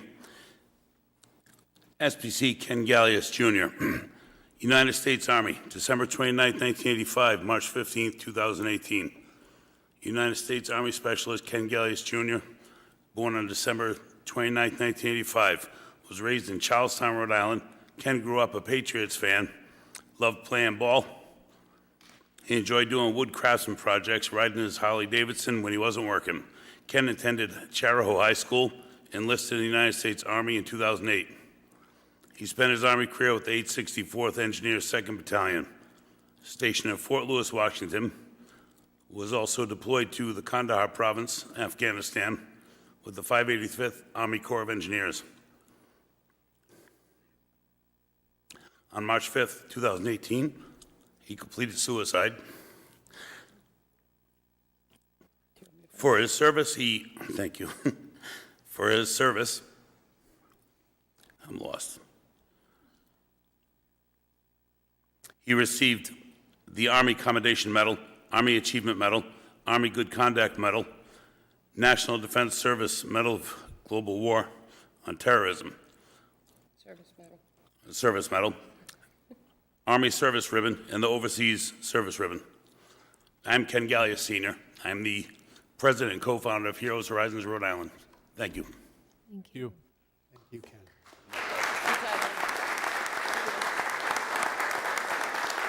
Yep. Everybody's familiar with 22 a day. Those numbers have actually increased. I actually have with me the first quarter numbers for 2023. First quarter meaning January of 2023 through March 31st, 2023.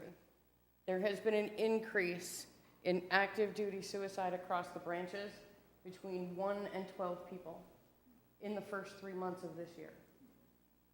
That's too many. Way too many. There have been efforts. There is a new act called the Brandon Act. I don't know how many of you are familiar or keep apprised of current legislation regarding active duty military and veterans. The Brandon Act was signed into law December of 2021 to support active duty military members across the branches to seek mental health assistance without fear of retaliation. The problem is as any of you here have served, if any of you here have served, it doesn't matter. The military culture is still very much a suck it up, buttercup type of mentality. If you could actually speak into the microphone, you'll catch people listening and watching, tuning in as well. As I said, the military culture and mentality is still very much a suck it up, buttercup type of mentality. I apologize for the expression, but as a Marine, I'm very blunt. As a person, I'm very blunt, so I like to just put it all out there. However, there is help. There are now community organizations that have dedicated veteran service programs. My agency is one of them. The other agency is Thrive up in Warwick. And right now we're the only 2 that have dedicated services for active duty military and veterans. And we're required to abide by HIPAA laws, so nobody can find out, which is good. Typically we would be handing out teardrops as part of our campaign here this evening. However, I thought it would be more appropriate. I have for those of you that are not aware, there is a new Veterans Crisis Line. They still have the original 800 number, 19 different numbers that all get confused when you're in a crisis. The new 988 number is now in effect. And I do have those cards with the information on it that I will be passing out. On the back side of the card, you will find recognize the signs of suicide risk. So I do have several of them available. We have also Heroes Horizons cards, so that if anyone knows of a veteran or family member in need of services, we will gladly reach out and make sure that they are taken care of. So I have several members of my auxiliary here with me this evening. I will let them introduce themselves because my brain's already rattled enough. So. Good evening. My name is Judy Munson. Proud member of the Rhode Island, especially the William G. Fournier Post 916 Auxiliary. Proud daughter and daughter-in-law of a veteran, sister of 2 veterans, and of course my husband, who's a veteran. My niece and nephew, who are both Marines, and have lost 11 members since they came back.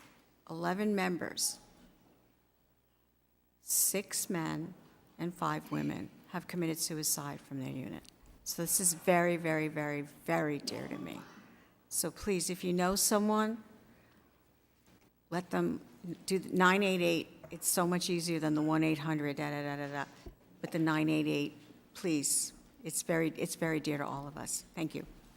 And 988 is available for the general public as well, not just the military. And I also wanted to note that today is World Suicide Prevention Day.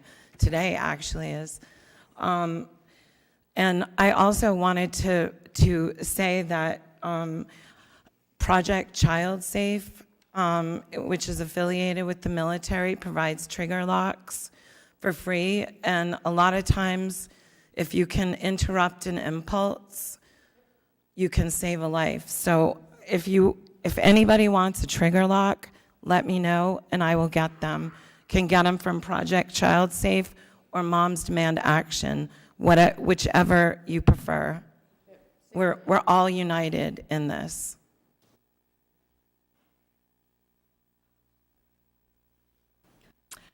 I'm Ella Whaley. Former council member. Margaret says former town council member. Welcome home. Okay. And my daughter, Margaret Whaley. We're both members of the VFW Auxiliary. Yeah, I work at Belmont. Okay. I just want to let you know that I have a family that is filled with military people, and we've been blessed that none of them have committed suicide. But I do have to say that my grandmother was a Gold Star mother. So the military is dear to our heart.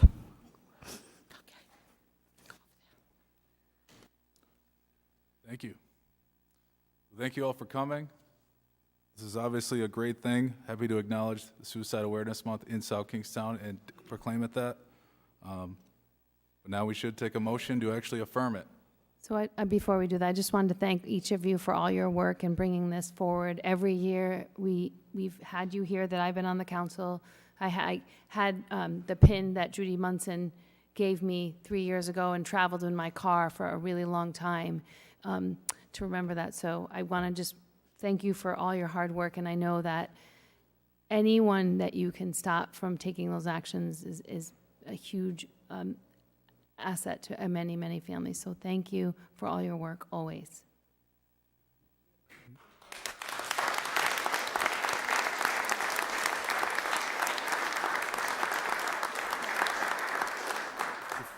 Before we close this out, I also want to take a minute to recognize Ken. It takes a very special kind of courage to take a family tragedy and turn it into an organization helping other people prevent those tragedies. Thank you for everything you've done. You and I have talked about this. Thank you. Thank you.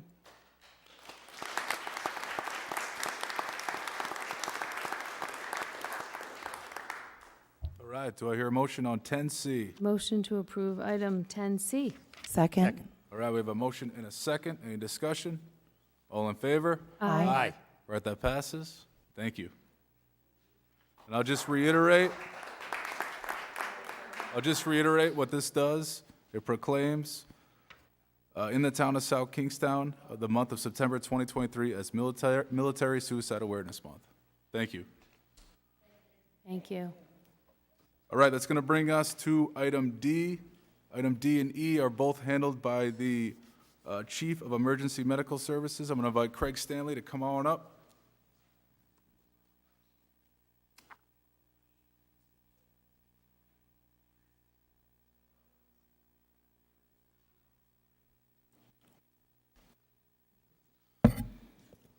Good evening, Council. Craig Stanley, Chief of Emergency Medical Services. The two items before you are replacement equipment. One is for a cardiac monitor defibrillator that is due for replacement. This is number 3 of 3 that we've replaced. The lifespan on these are about 5 to 7 years, and we are at that point of replacing that unit. The second unit before you is for a CPR Lucas device. Again, that's replacing an older model that we keep on the trucks. All right, thank you, Craig. Questions for Craig?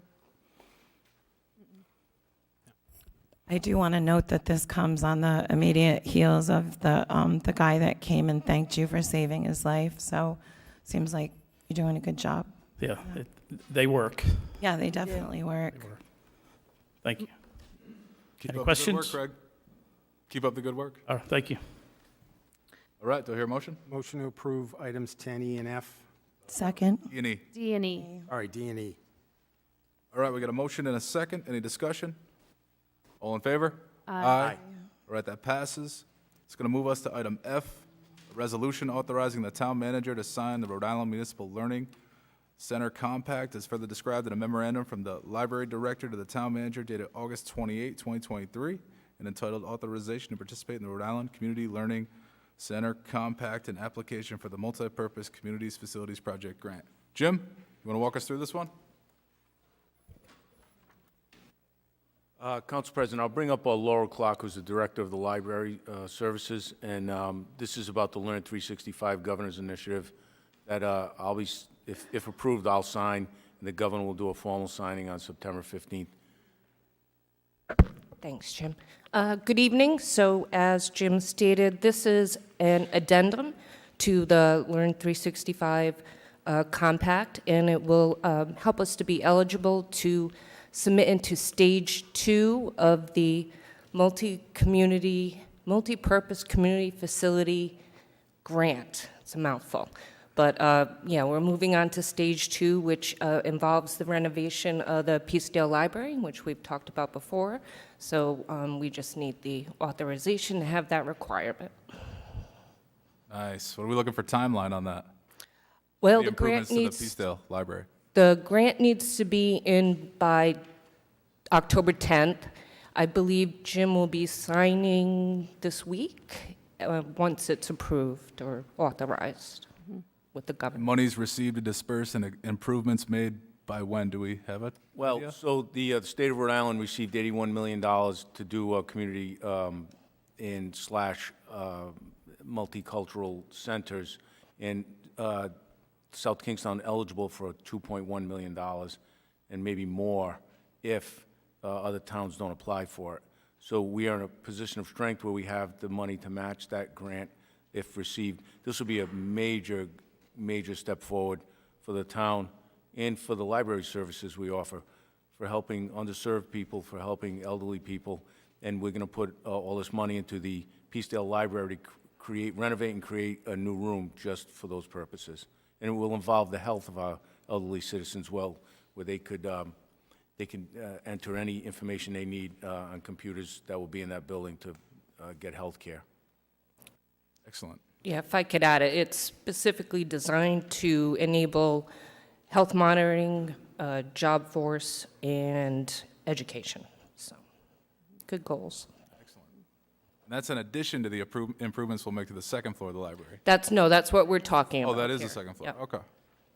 Will any of the programs that you do for children be like educational in nature? I know that part of the 365 initiative is to recoup some of those educational losses that we all experienced during the pandemic. So Absolutely. The education is a huge piece.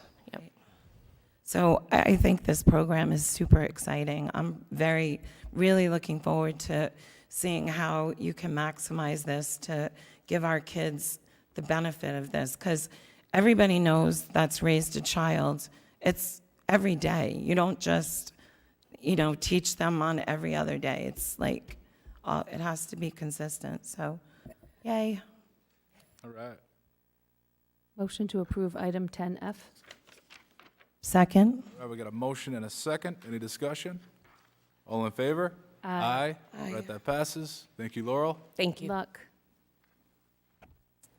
All right, it's going to bring us to item 10G, a resolution authorizing an award of contract to Pictometry International Corporation doing business as Eagle View of Rochester, New York for a fall 2023 aerial and oblique photography flight in accordance with a proposal dated July 28, 2023, in an amount not to exceed $25,252, and as further described in a memorandum from the interim town assessor to the town manager dated September 1, 2023. The interim town assessor, is she here tonight? Yes, she Come on is, up. Wendy Duarte. Just like to add that we all know Mr. Mark Capuano, who's our tax assessor, moved on to become a finance director in another town. He did a great job while he was here. Wendy's been filling in as the interim. Jen Clow has been filling in, and so has Linda Caruso, and they've been picking up an extra 1/3 of their work responsibility, and they're doing a great job so far. But Wendy is the interim tax assessor. Thank you. So first up here, I wanted to just discuss the reason why we need this tool. As the interim assessor, I work very close with our data assessment clerk. This tool is essential for her and for us to do all of our year-end listing. And we kind of make a joke in the office that we're like Santa Claus because it all comes down to one day in our world, which is 12/31 of any given year. So in order to accomplish all that, we can only be in so many places at so many times. And nothing replaces field work, but this is a tool that we use. It's a software. It's an image, basically, that we use, a flat image, an aerial. What we're asking for here is an oblique. So it's a 360 view. The reason why we need this contract more now than ever is because the state used to come through with the obliques, and now they've pulled that from us. So we need that tool to be able to do what we need to do to accomplish our listing objectives. I do want to point out in the contract, if you look at page 9 of 15, under capture seasons, there's a second paragraph here which the previous assessor, Mr. Capuano, made sure was in this contract, and it's important to note why. Because if the state does come back and decides to come through with the obliques, we don't want to be able to have two images, so it relieves the burden from this contract. We have what we need from the state, and we don't have to pay for that flight. And also, if you look, the flight schedule, the season is November 15th to January 15th. It's easier to see versus a spring flight, and it helps meet our year-end goals. I don't know, one other thing, I'm sorry, it is also important to note that we already appropriated $25,000, which would be the first year of this contract. I believe that was approved on June 26th at that town council meeting. I'll leave it at that if you have any questions. All right, thank you, Wendy. Thank you. Any questions for Wendy? So I just was trying to follow. The state used to provide the oblique Correct. view of the town, but now. Right, and we always had the aerial view. So together, we were able to kind of have an extra tool in our tool bag. So for some reason, the state has pulled back providing that to all cities and towns? Correct. And so you had sort of said if they can provide it, you would do something else, and I was reading the memo. Correct, I'm sorry. So I'll point you to page 9 of 15 in the contract. I'm hoping you have that in front of you. But I'll even read you the verbiage here. It took me a while to figure out that that's what they were trying to say here. But they use the state, and the way they word it is separate customer obligation. So should Eagle View capture imagery for the AOI, which is the area of interest, aka South Kingstown, listed in this agreement between November 15th and January 15th of the associated refresh year as a part of a separate customer obligation. So that's the state, where the town of South Kingstown, Rhode Island would have access to the captured imagery under the separate customers agreement, then Eagleview will not capture imagery under this agreement for that refresh. As such, customer, South Kingstown, will have no obligations for payment in that refresh year. So we wanted to cover ourselves in case they came back and said, hey, we're going to do obliques.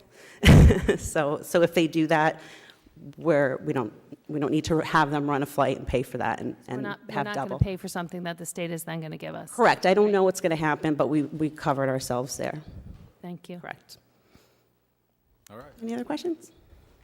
Thank Do you. we hear a motion? Thank you, Motion to Judge. approve item 10G. Second. Motion and a second. Any discussion? All in favor? Aye. All right, that passes. Thank you, Wendy. All right, it's going to move us to H and I. Both are items for the Chief of Police, Chief Moynihan. Chief, come on up.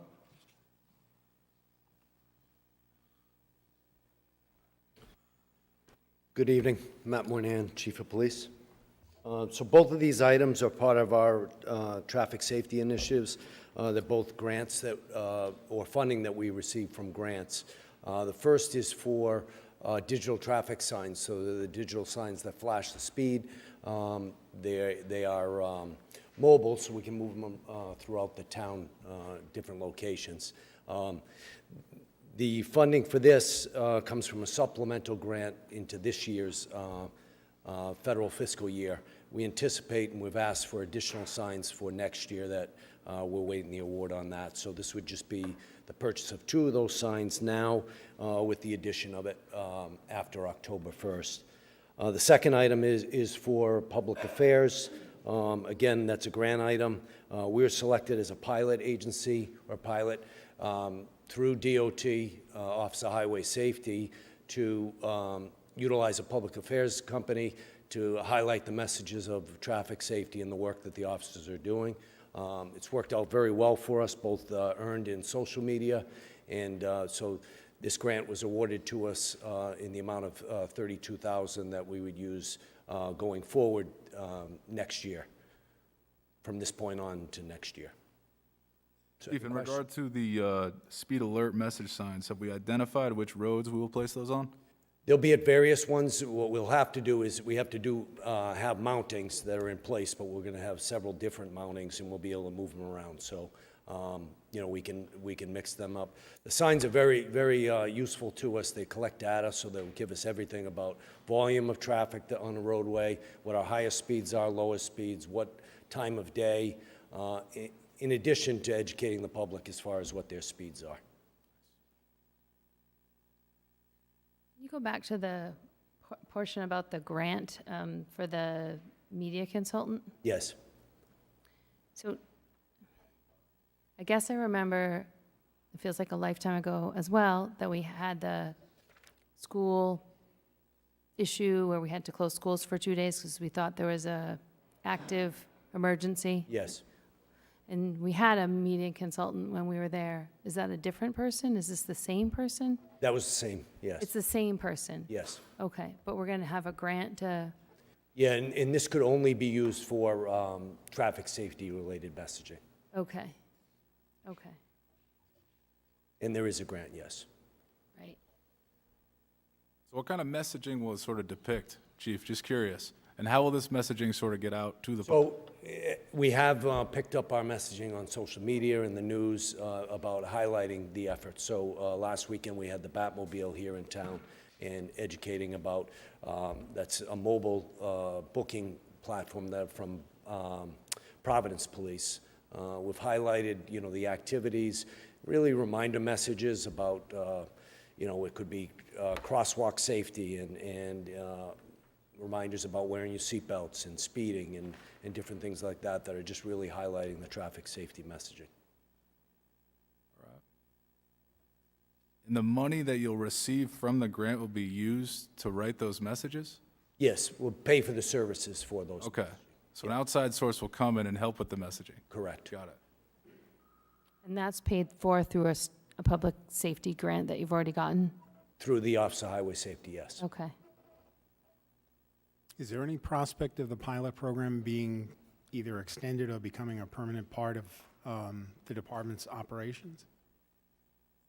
If funding, I think that's the highlight, is that Office of Highway Safety ends up funding a lot of different programs across the state and for highway safety, but there isn't anything, this is the first time they've really dove into media relations and public affairs. And so it's not enough of just, the enforcement part of it, it's about educating the public about, the dangers of driving while impaired and the different messages that are out there. So this is just really an extension of what they're trying to do is education and spread awareness. I have noticed, I'm sorry. Go ahead. Same topic. So are you going to go somewhere else? It's the same topic. I just wanted to know, how would you assess the effectiveness of this?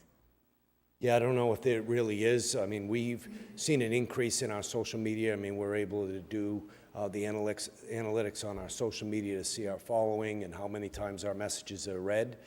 But really, whether that message hits home and people are hearing the warnings, that's tough to gauge. Okay, thank you. Sorry, Patty. Oh, that's okay. I know that I really appreciate the funny ones that are on the highway, like the humorous ones. So I think that if you can get like your point across using some of those approved things, like Okay. it's, could be Good. more Thank you. palatable. All right. So I hear a motion on these two items? Motion to approve items H and I. Second. All right, we got a motion and a second. Any discussion? All in favor? Aye. All right, that passes. Thank you, Chief. All right, thank you. All right, it's going to bring us to J, K, and L. Rich Bourbonnais, come on up. We'll have you walk us through these three.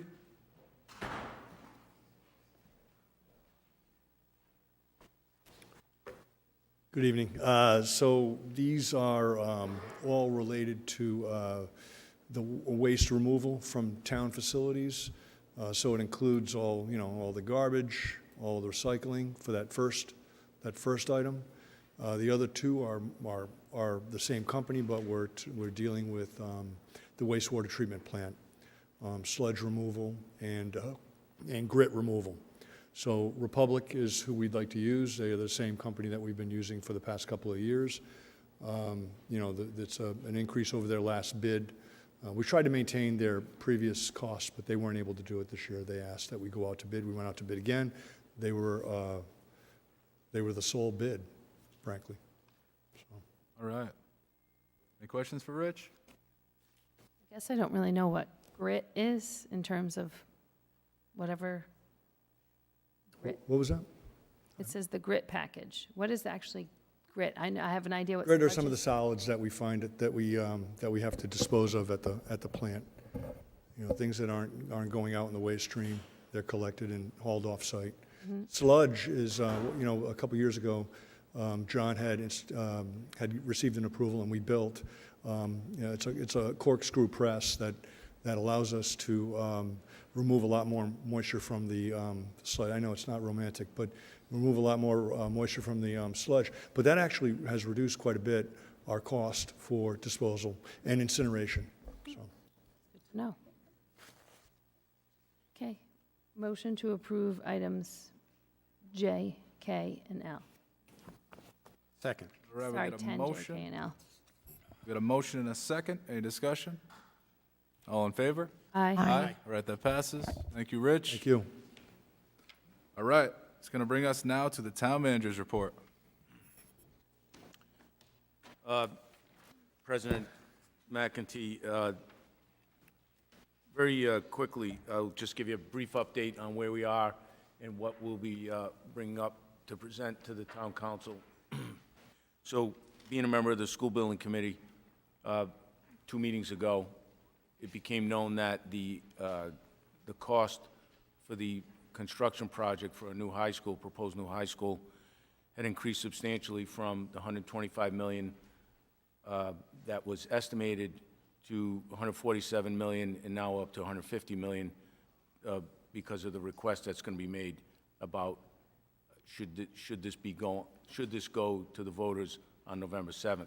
So basically, that's what the topic is tonight for you to consider. Should the town move forward and put this this on for the vote on November 7th, requesting approval by the voters, the residents of this town, for a $125 million bond. I have 3 people here tonight. I'm sure there's going to be a lot of questions. So I have 3 people here tonight that will answer your questions. Number 1 will be Brian Sylvia, the finance director for the town, who has a fiscal impact for any decisions that will be made or could be made by the council, whether it's now or in the future. The second will be Phil Conti, who was hired, represents Studio Jade. He's the architect for the project. He's been working on it for the past year on the school building committee, with the school building committee. And the third is a fairly new person that came on board. His name is Chris Spiegel. He's with a company called Left Field. He's the owner's project manager. He is the one that came up with the estimate for the higher cost. These are checks and balances that are put in place for every town and every city that does a project like this. And what it does is, the architect can make an initial estimate, but the project manager is really the one that will give us a more defined estimate to see if we have ample funds to complete our project. So I would call these 3 up now, and they can answer any questions you might have.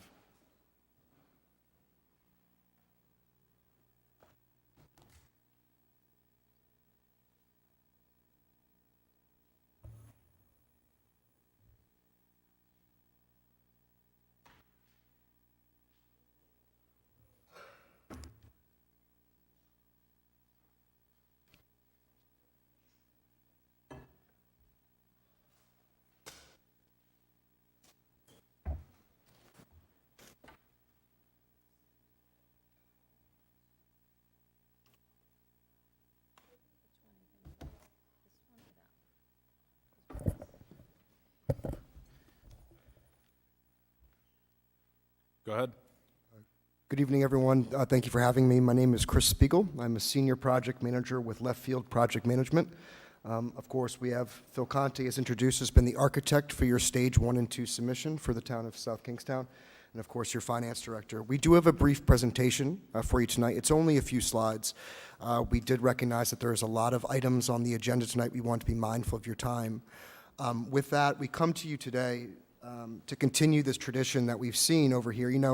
As an owner's project manager working in Rhode Island for the better part of the last decade, I have been incredibly impressed with how transparent and how thoughtful this process has been up until Left Field coming on board. And our work today and what we're going to be showing you is a continuation of that work that's been done by the school building committee and the other stakeholders represented here. On the agenda today, we'll discuss the purpose of why we did a due diligence analysis, what that estimate analysis talked about, looking at an adjusted tax impact, questions, open discussion, and then again, next steps.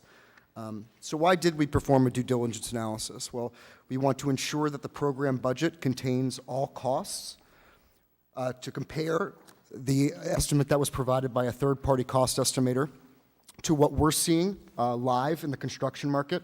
We are continuously looking at projects, looking at historical data, looking at trends to make sure that what we're providing as an estimate reflects real-time construction numbers. As we all know, this has been the last several years have seen fluctuations in the construction market that have unprecedented before.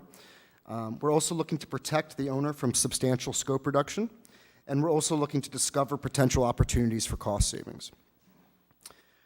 But why else are we doing this? Well, I think you guys have all seen the news. We do not want to put, next slide, please. We want to make sure that we are doing our due diligence so we do not end up in a situation where we are in the ground, we are developing a project, and we do not have the money to complete that project. We've all seen the news about Rogers High School in Newport. Recently, East Greenwich just upped their request. Their town council just approved a $25 million additional money as opposed to the $125. They're now asking for $150. And in Westerly, we have been told that their project is currently on hold because the bond amount that they went out for is not going to be sufficient to build the elementary school there. So we're looking at what's happening around the state, and we're trying to protect South Kingstown from these issues happening to them. And just really to dive right into it, like I said, it's a very brief presentation. The estimate on your left from PM&C is a third-party cost estimate that is required by the Rhode Island Department of Education School Building Authority prior to submitting a project. That's not really legible. Do you have any handouts for us? I did send the presentation last week. I'm sorry if it... Let's have these printed out if we can. Sure. We can't make out what's on this.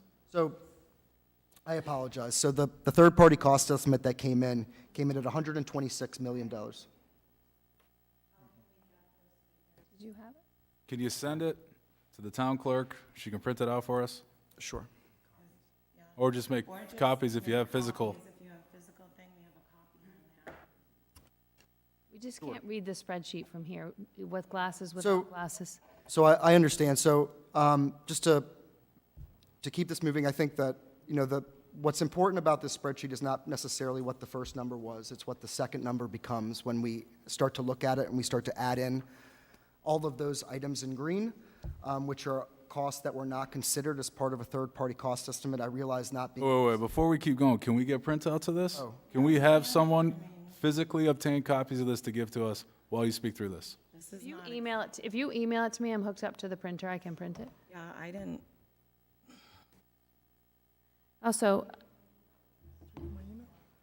while we're in this slight delay, could we just please make sure that this presentation ends up on the school building committee website or anywhere else where the public might access it? So it's the same Yes. one we sent to you before, Brian. Thank you, Kate. So it's on the website, we can go to that page. I'm already there. Oh. The agenda's there, but I don't see it. Mike says he sees the agenda, but he doesn't see it, Kate. Yeah, I don't see it either.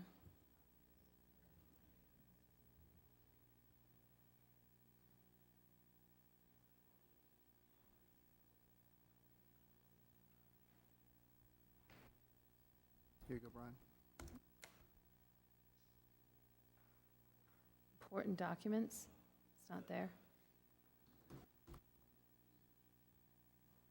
Stage two. I just sent it.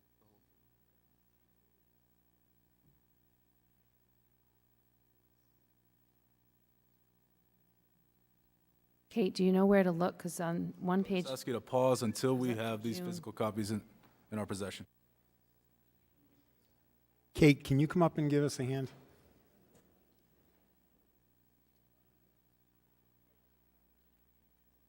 do you know where? What? So, under important documents, it only goes to June 8th.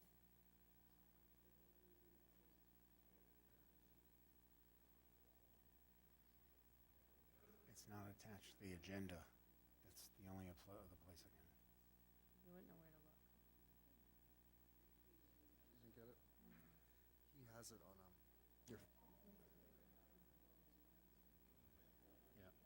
Yeah.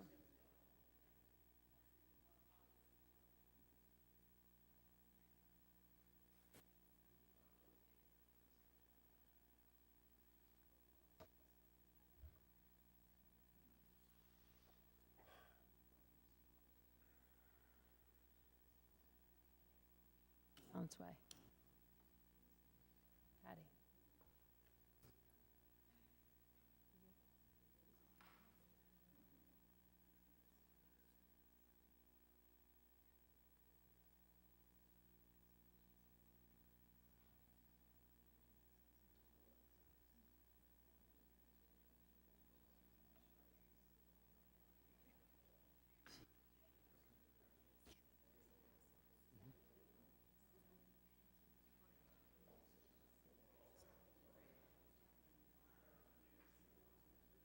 What? I,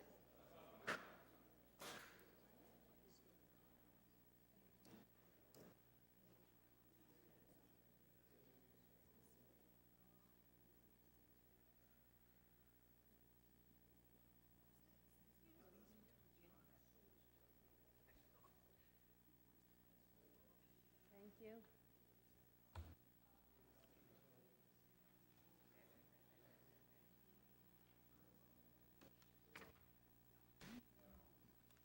We only needed the spreadsheet, we got every page.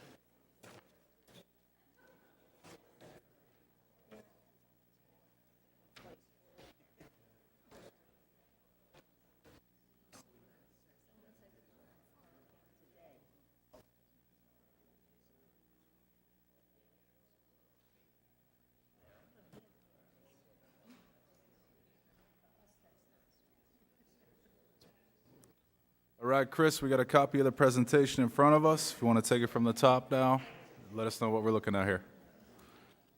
I just asked everyone to we're going to resume the meeting now. So anybody to tune in or just respect the presentation we're about to have here. So thank you all for your patience as well, and I apologize, Town Council, for those printouts not being readily available. So when we took a look at the estimate that was provided by PM&C, which is an independent third-party cost estimator that is recognized by RIDE as a vendor, trusted vendor for this work, we started to look at their numbers and we said, okay, do their numbers compare with what we're currently seeing right now across other construction markets in Rhode Island and in New England? As well as, is there anything in their estimate that we think they're not including that we need to carry as part of our budget to make sure that the owner is protected? So when you see, if you look on the right-hand column, this is the left field estimate, and you'll notice that there are several columns that have been, or rows that have been highlighted in green. In these areas that are green, these are numbers that left field has either altered or that we have included that were not included prior. In all cases, we did not add money. There are cases where we took away money, where we thought that perhaps the third-party cost estimator was being too protective of their numbers. An example of that would be in construction contingency. We also included soft costs. Third-party cost estimates do not include soft costs. Soft costs are things like your design fees, your commissioning, your move management. We added those fees in. And we also held on to a pretty substantial owner's contingency. And this is to protect this project from any cost overruns that we're seeing in other districts, which would cause you to have to severely sort of impact the movement of the program moving forward. Having said all that, the program that has been, we believe, very well received by the community for an athletic center as well as a new high school with a large auditorium. That larger project, with everything that the district wants, that the town seems to be in support of, would come in approximately $151 million, is where we're saying that number is. Obviously, that's a $26 million difference between the $125 million bond that is currently scheduled to be sent to the voters. So we are asking at this time to take a look at what a potential tax impact would be, if we were to, or if the town council was to send a $150 million bond to the voters down the line, if that was something that they would be interested in. So working with Brian, we did dive into the numbers and take a look at, what the delta would be between these two different options. The $125 million number that is presented, these numbers were presented to the town council on March 2nd of 2023. At $125 million, you're looking at a 5-year average levy increase of 1.15%, a 5-year total taxpayer cost of $280, and a $56.03 average annual taxpayer cost. And for a $150 million bond, you're looking at a 1.59% average levy increase, a $393 total taxpayer cost over 5 years, and an average annual taxpayer cost of $78.63. It represents a delta of approximately $22.60 for an average annual taxpayer cost. I would like to follow this up by saying that, I am a parent. I serve on the school building committee in my town. I know that these decisions are not easy. I have 2 children in the public school system. But I think what we're trying to leave this group with today is that to proceed with the larger project, and I'll let Phil sort of follow my lead on this, the current $125 million, we do not believe is enough to get you that project that has been discussed, that everyone seems so 100% behind. We do not believe we'd be able to cost contain at $125 million to get you that project. We just do not see it in the numbers. We do not see it in the construction industry. And we don't see it as there being a better time down the road to do that project as well. We do not see construction prices going down. They're never going to return to where they were. We are starting to see some stabilization in prices, so they're not fluctuating as much as they were. But we do not see prices ever going down to how they were pre-pandemic levels. Phil, what would you like to add?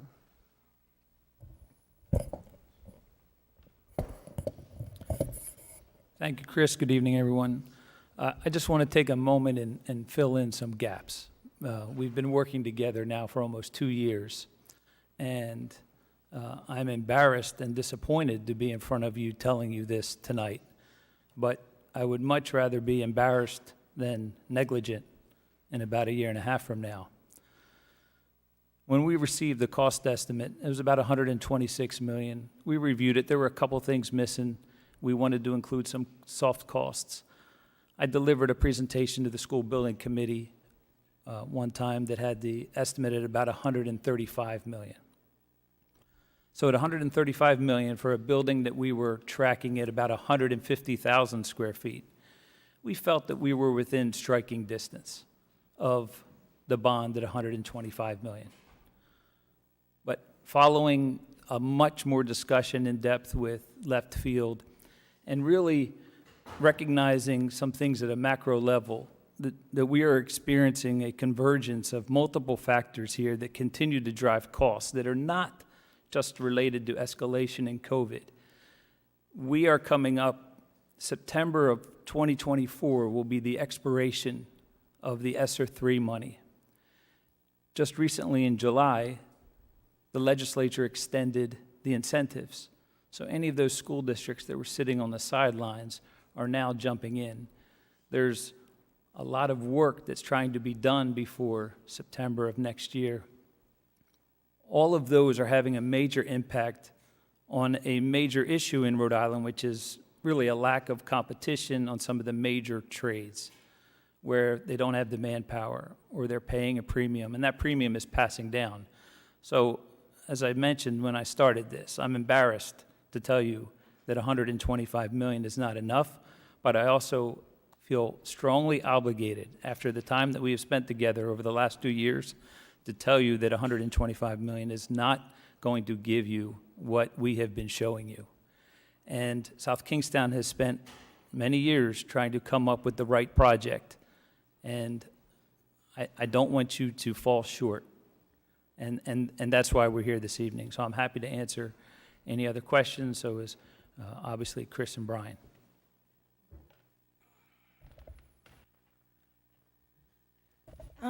I guess my first question is, how did we have an estimate of $1.2 million to take down the old school, and in reality, the cost was $5 million? I also would like to know how we didn't include $2.6 million in project management. As this type of company, you should be able to anticipate that you will need these things. And the time to do this in-depth analysis was before we've been on this garden path the last 1.5 years. Because that is, to me, that is like absolutely unfathomable how it went from 1.2 million to 5 million. That just, I'm not a lawyer, but that seems crazy. Sure, that was part of the reconciliation we did when we took their estimate at 125 and came back at 135. So we recognized that they were short, and we made some adjustments ourselves. Additionally, parallel to that, left field was making their adjustments. So that's how we have come to where we're at. Obviously, it's not acceptable. I mean, hindsight is 20/20, and I'm not going to opine on the stuff that occurred before I was here, but since the very first time I met you, before I was even elected, I questioned you about the costs every single time you appeared before the council, and you always assured me that we were good, because I follow the news, and I feel very deceived. And I don't know whether I can really, you told us that renovating the old school would be so much more expensive. Your credibility is like, Well, I don't. I do stand behind that statement. In fact, Bride had also asserted that they would not reimburse South Kingstown for renovation of the existing high school. I'm just really upset by this. You said you felt like it was going to be okay. Feelings are not what we're going for. We need facts. I don't understand why you didn't include the soft costs, and that's all I'm going to say right now. I'll jump in here. Chris, I got a question for you. Based on your experience in this field of work, is it unusual that an initial estimate would be under by about 20%? That's what we're looking at here. So it's not unusual that estimates are off, that's for sure. Well, the question is specific to this? 20%. I have seen estimates that were off by 20% before. Is it unusual? It is unusual. It is unusual. Okay, let me follow up now. What is it that you're using in your estimates as far as methodology that Phil Conti and Jade Studio is not using, which creates such a variance here? So as the owner's project manager, we do perform a check and balance on the work of the architect. That is our role, is to make sure that the owner is protected in case anything happens. So in terms of this specific, the way that we got into the due diligence analysis, a member of our team, Craig, who's not here today, we'd be happy to get into the numbers at a later date, but we actually prepared about a 40-slide presentation where we looked at every single aspect of this cost, from the building envelope to to construction manager markups to special construction. It's slide 11, actually. If you want to bring it up, you probably won't be able to see it too well, but in your packets. We took a deep dive look at pretty much every single facet of this project, and we said, how is it looking in other districts? How is it looking across the state in New England? And we compared those costs, and that's how we got to the number that we're currently at. So our methodology behind this was to take a very thorough and detailed and thoughtful look at every single aspect of this cost to make sure that you're protected on your end in terms of how much money you're allocating to each individual line item. In your response, are you suggesting that the diligence that you offered into your analysis is not what Jade Studio put into their analysis? I'm not making that statement. I'm saying that what we do as owners project managers is we take a look at what Studio Jade has provided, and we make sure that our due diligence on our end is completed. Their architects are not owners project managers. While we have architects on our team, I'm personally not one. We have architects on our team, and civil engineers we're often looking for different things that the architect might not be looking for.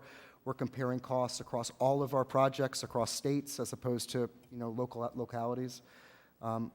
We're here to check, like I said, to check the architect's work and to make sure that you guys are protected. That's our main role. All right, Phil, you're experienced. Your firm is experienced. You have a portfolio of doing this. What happened? 6 months ago, we're here. You represent to us. You seem to have great assurance that you believe we can get the project done for this amount.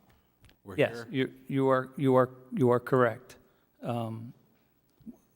What I happened? want to go back and tell you that we did estimate it after the third-party estimator did their work, and we added our cost or made any corrections to demolition. We were about $135 million. We felt that we were within striking distance of the 125, and we could get there with maybe some further design, obviously, or scope reduction in the school. But since then, as we were looking at our neighbors, that $15 million delta between 135 and 150, we just can't get there. The cost per square foot for the major trades are such that we're not going to be able to get there just by scope reduction. I mean, you got costs. There's costs in these new estimates that you didn't even consider. There's not just revisions to the costs on this itemized sheet. there are additions that you didn't even factor in. So Why is that? If we go back and look at that school building committee presentation, you will see that we've identified a number of costs for soft cost that went from 125 to the 135. So I would state that we do have those costs in there. And really what we're talking is like a $15 million delta, which is about 10%, which is very common. But I guess the important thing that I'm trying to say is that 6 months ago, where I thought I could close the gap for you, it's no longer possible in the industry in Rhode Island. 6 months ago at that meeting, could you anticipate there being increases to that 125 number? At that meeting, you assured us we could get the project done, 125. At that meeting, could you anticipate costs would exceed that amount, despite our vote, despite your assurances? At that meeting, I did not know what it would take to close that $15 million gap. I thought it was manageable just based on square footage. It's not. You used the word negligence earlier. Yes. Maintaining a certain standard of care. Correct. Do you believe that in representing whatever you have here over the period of time working with us, that you've met that standard of care? Oh, absolutely. I stand behind everything that I've done to date, which is why I'm here before you telling you that $125 million is not going to be enough to give you the project that you want. The new numbers here provide evidence contrary to that fact, but I'll allow others to speak. A couple of things. First, Chris, with respect to your numbers here, you've also got a distinction between the PMC estimate on square footage of 150 and yours is 140. Sorry. Can you explain the difference between the PMC estimate for 150,000 square feet and your estimate of 140? Where does that difference? So the deletion of 10,000 square foot came from conversations that we had with Phil to say, absolutely everything that the program requires, what is the square footage? Get rid of any fluff, everything that they want, is that 150 or 140? And we moved it to 140,000 square feet. So it's not only costing us $26 million more, but we're getting 10% less of a building.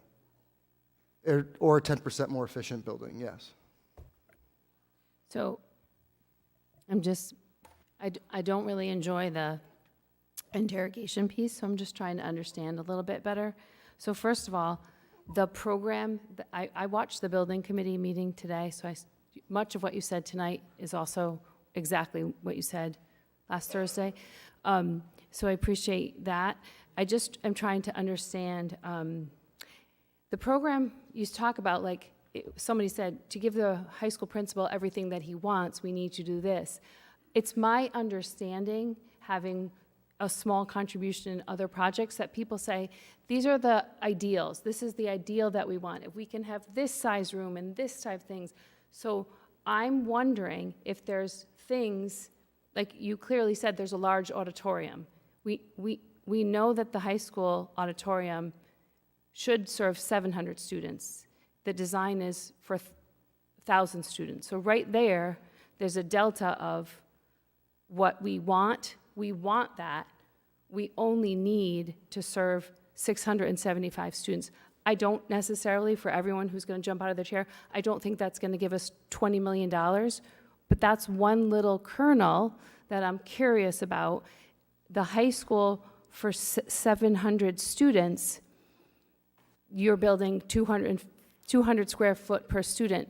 I was at meetings that I thought it could be smaller. Do I think it's going to go to 101,000 square feet? I don't think so.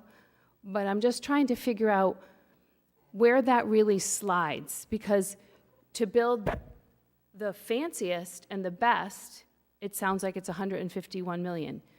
What you said Thursday was to build the smallest and the junkiest, or whatever, cavernous. I just imagine cavernous, like there is just a shell. So that's 101 million. Can we, Phil, it sounds like Phil saying we can't slide to 125. It's so hard that we don't want to do it. So I think To slide to 125, to make the program fit in 125, I think you're going to be giving up a lot of the things that were very important during these visioning sessions. That would include work at Curtis Corner, that would include an athletic complex, that would include this large auditorium that we've been talking about. It might also end up including some of these mission-specific CTE spaces. It might include, and I know that, a big priority has been keeping kids in district, increasing that matriculation rate from the elementary schools through the middle school to the high school, as opposed to sending kids out of district. I think you'd be losing some of that. Can we cost contain to 125 million? I think it's possible. It would require a significant reduction in square footage. It would also, require giving up a lot of these things that I think people are 100% behind. And I think that's a decision that needs to be worked through. So I hear you, and thank you for saying that, because I do think we're hearing from a very invested audience of the school-age population, and we know that 7 out of 10 homes in South Kingstown don't have children in the district. So we need to really balance that project, I 100% think, and I'll tell everyone here, in 2017, I sat in the Legacy project, I sat at a table, and I literally said to my neighbor, it's all about the high school. Every child goes through the high school. We need a high school. So this is exactly the project that I've wanted since 2017. We need that high school like we needed it in 2018, and people who were at that table and in the community still right here in this audience. So we need that. I just feel like we need to try to do the hard work to build the right high school at the right price.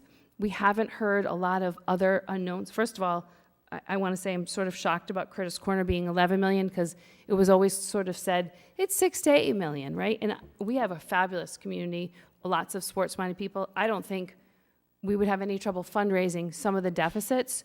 I think the community is super generous there. We're going to have no trouble working through athletics. I think that the other pieces we need to talk about. We don't know, and we've asked, and we all ask this question, what do the schools need in terms of their operating budget, and what can they realize in terms of savings that can contribute to this project? You're nodding. We haven't heard that. We've asked, each of us has asked in a different way, gotten a lot of non-answers. And so for me, I'm willing to keep asking that hard question, because it defies logic that there is no savings when we've closed schools. Most people ask, where is that savings? We can't get that, so we need to know that. It's hard to know. It's hard to make a decision without those unknowns. And like Patty, I had written down the very same question. How can we trust that the numbers for the renovation were so much higher that makes it not worth it, right? So like you're asking us to trust now these new numbers mean 151, but the old numbers where we just renovated the high school and did whatever would never work. So that's Patty's question, that's my question. I don't think you deserve, this interrogation style, Phil, at all, because I think you've been very responsive when we've asked. Some of this is the unfortunate circumstances, but I also think we do need to reduce the scope in a way that doesn't compromise the program. I also think, is it like when you build a house and you say, well, I'm building a cape and I can't add the garage right now. Can we phase in something? Can we not finish the second floor of the cape, build the dormer out later? Like, I don't know, because we're talking about 150 going to 151 like it's nothing. And 4 years ago, $85 million would have been the max bond that we had, which failed. So I'm nervous about doubling it and saying, oh, it's all good, and it's all because construction. So first, I agree with you. I do not think these are... Oh, I'm sorry. So I agree with you. These are not insignificant amounts of money we're talking. They're, as a taxpayer myself, and my town is considering doing a new high school as well, I'm paying very close attention to the numbers too. I hope I'm not giving the impression that I think that these numbers are frivolous in terms of the increase on a taxpayer or something like that, because that's absolutely not my intention.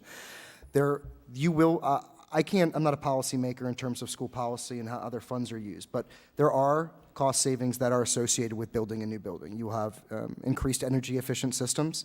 You'll have much smaller square footage. You will not have to heat a large building that's not being used. You will have reduced maintenance costs in terms of you don't have to replace the roofs and the HVAC equipment and all of these other sorts of things that happen, with a very old building. So yes, there is a reduction in maintenance costs with building a new school.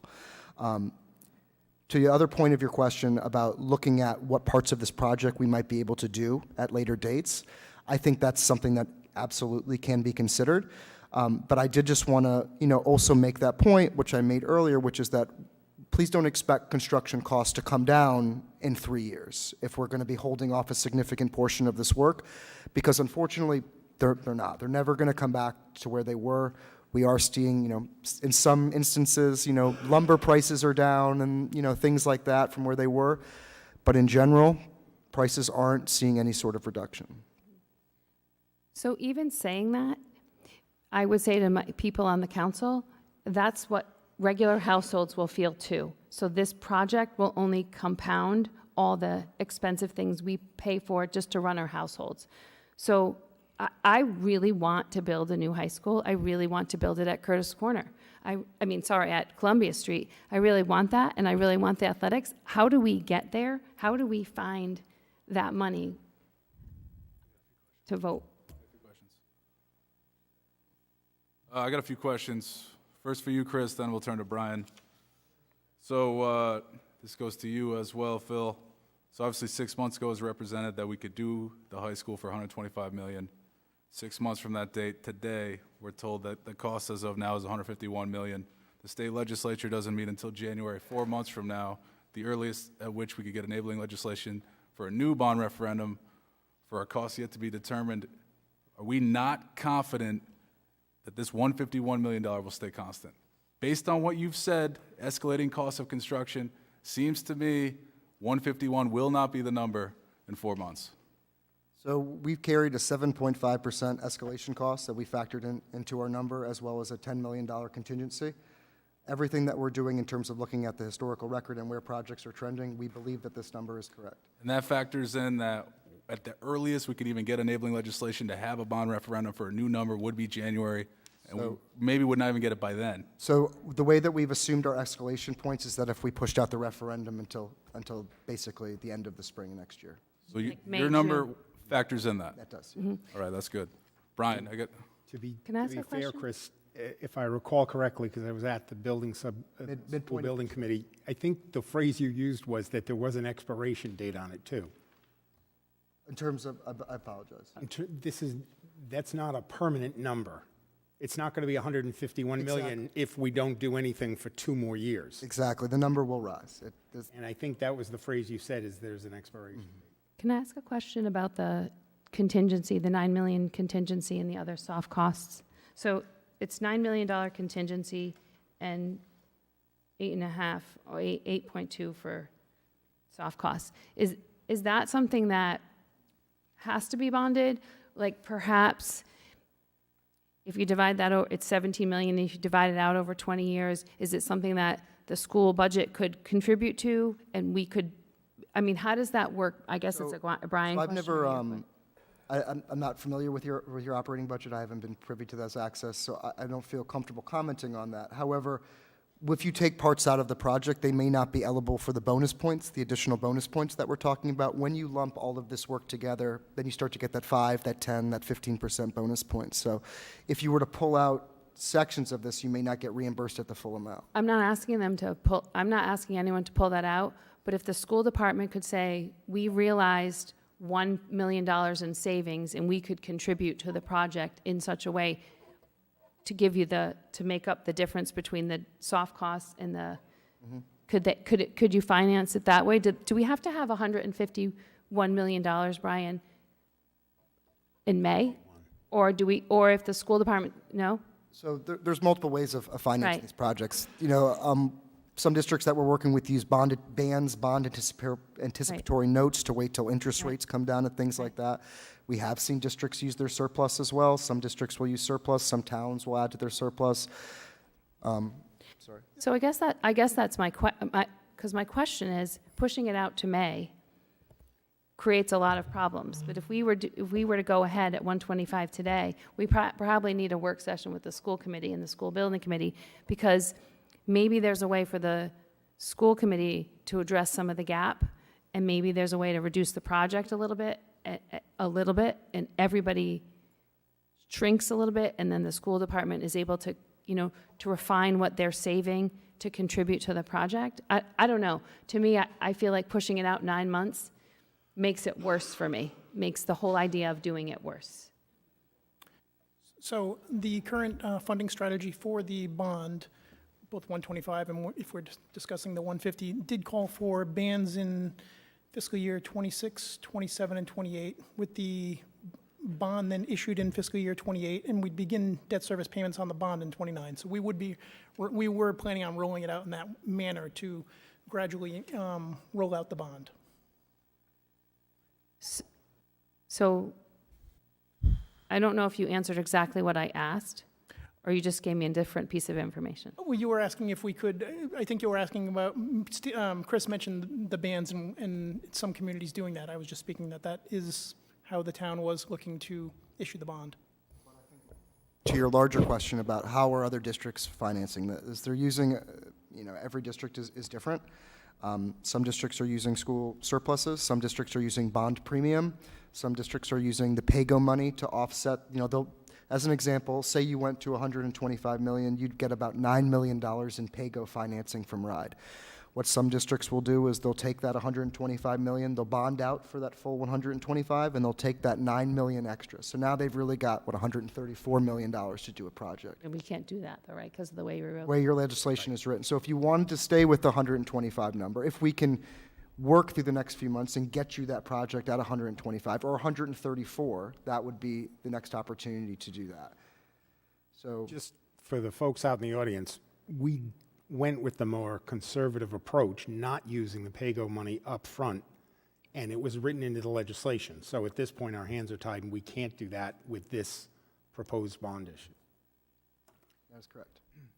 I would like to request that any future estimates that the council receives are done by you, if at all possible, because this represents 13 additional categories of things that were overlooked from the original estimate that totals more than 20%. 13 categories. We got to get it right. So, All right, I got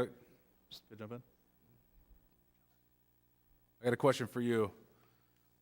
When we reviewed the 125 option, we talked about the possibility of doing a 30-year maturity for the bonds. Now that we're looking at a possibility of a $151 million project, is it now maybe make more sense to consider the 30-year maturity? Obviously, the costs of the total project go up with the increased interest, but the debt service is less year by year. So can you just talk on that a little bit? Absolutely. Excuse me. So that is not something I have revisited yet, but certainly I think when we started this tonight, we're really talking about the 125. When we talk about this in greater detail later on, I will certainly have a scenario for you with the over 30 years as well. I don't have that prepared right now. Okay.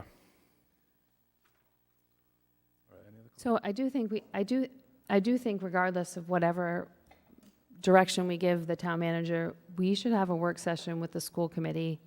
We have a new superintendent. We want him to be successful for the interim. We have to advance this project. We have to understand what it is. Maybe they have a better sense of their finances now that they've closed the fiscal year. Maybe they have there's a lot of unknowns on their side that would help us make this decision better. Yeah, we do have some opportunities If we didn't have this vote in November, the referendum vote, could we have it at another time? And that could we stay at 125, get more information, shrink the project down, and then get some money from the school department, from whatever they figured out they could contribute, and have it at a better date? Would we need new enabling legislation to even do that? No, we have it. No? The reason you would need new enabling legislation is if you have a new bond amount.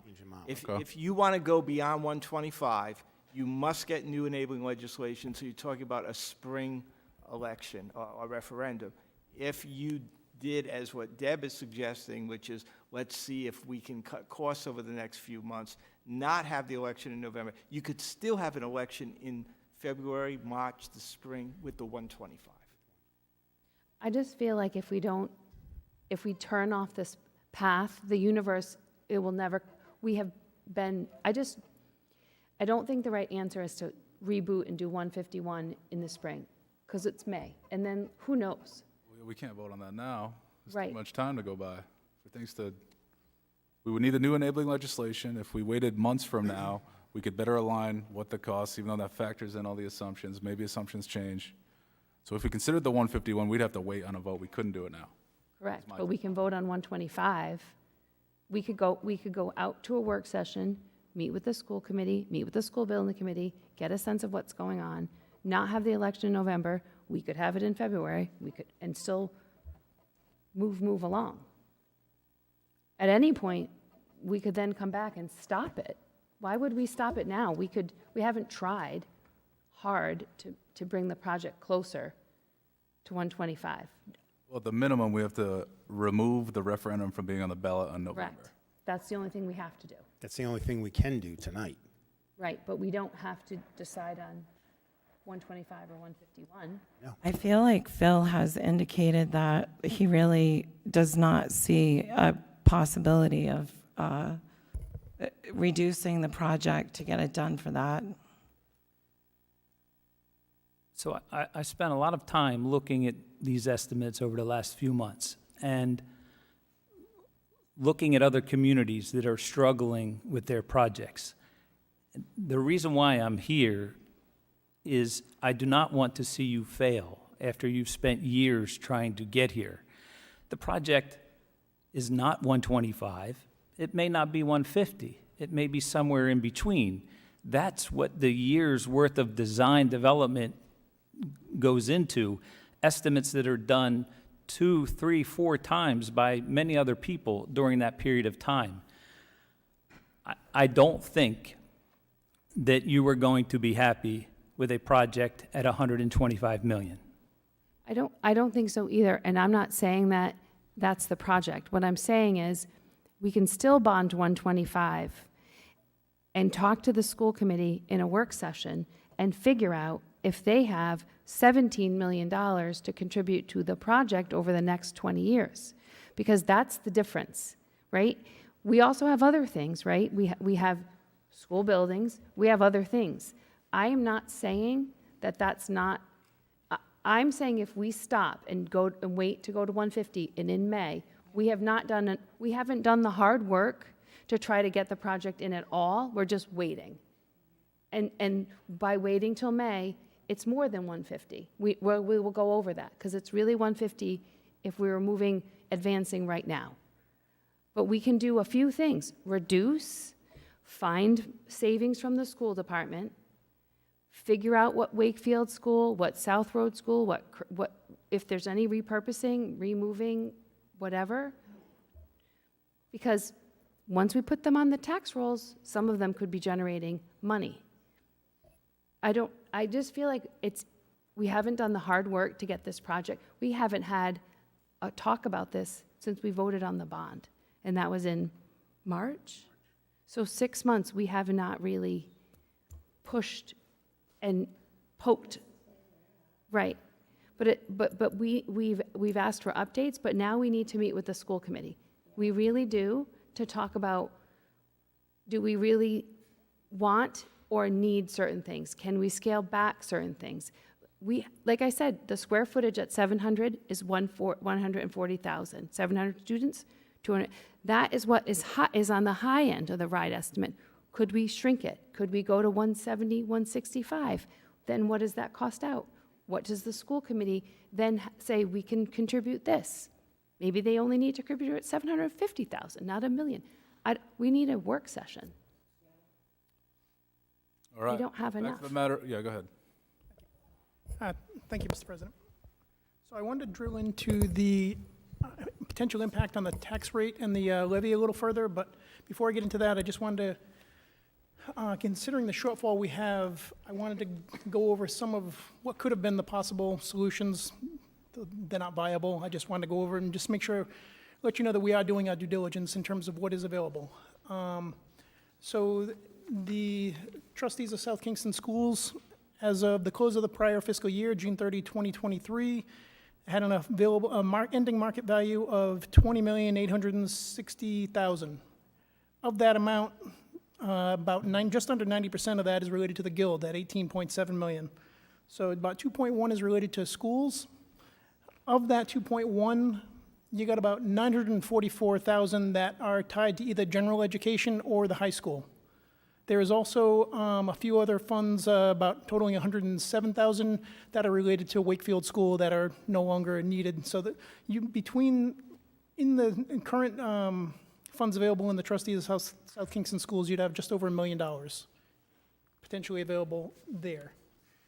In terms of fund balance, the town has a fund balance policy of that the town must maintain between 10 and 17% of the unassigned fund balance of the town.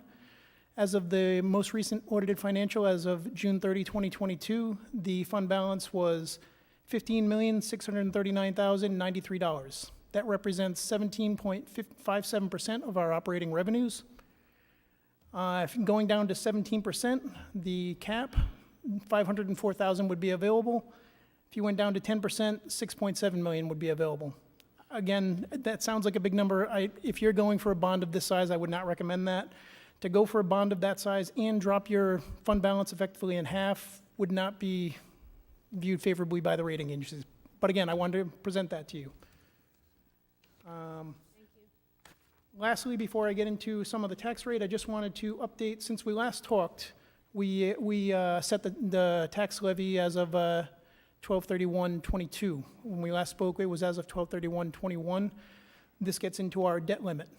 Our debt limit as of 12/31/21 was $210,606,000.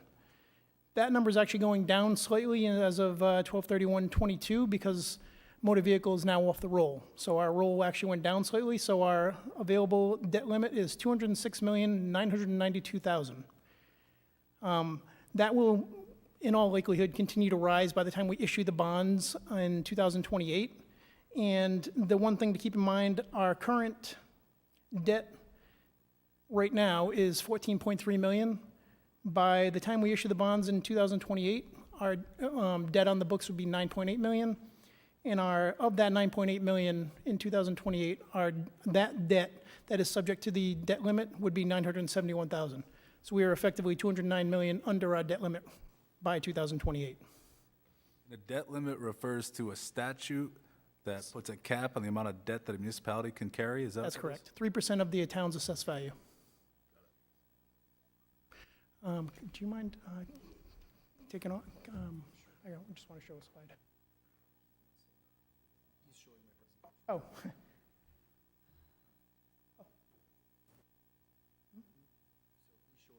Oh, can you get off so I can get on there? I want to show. Thank you.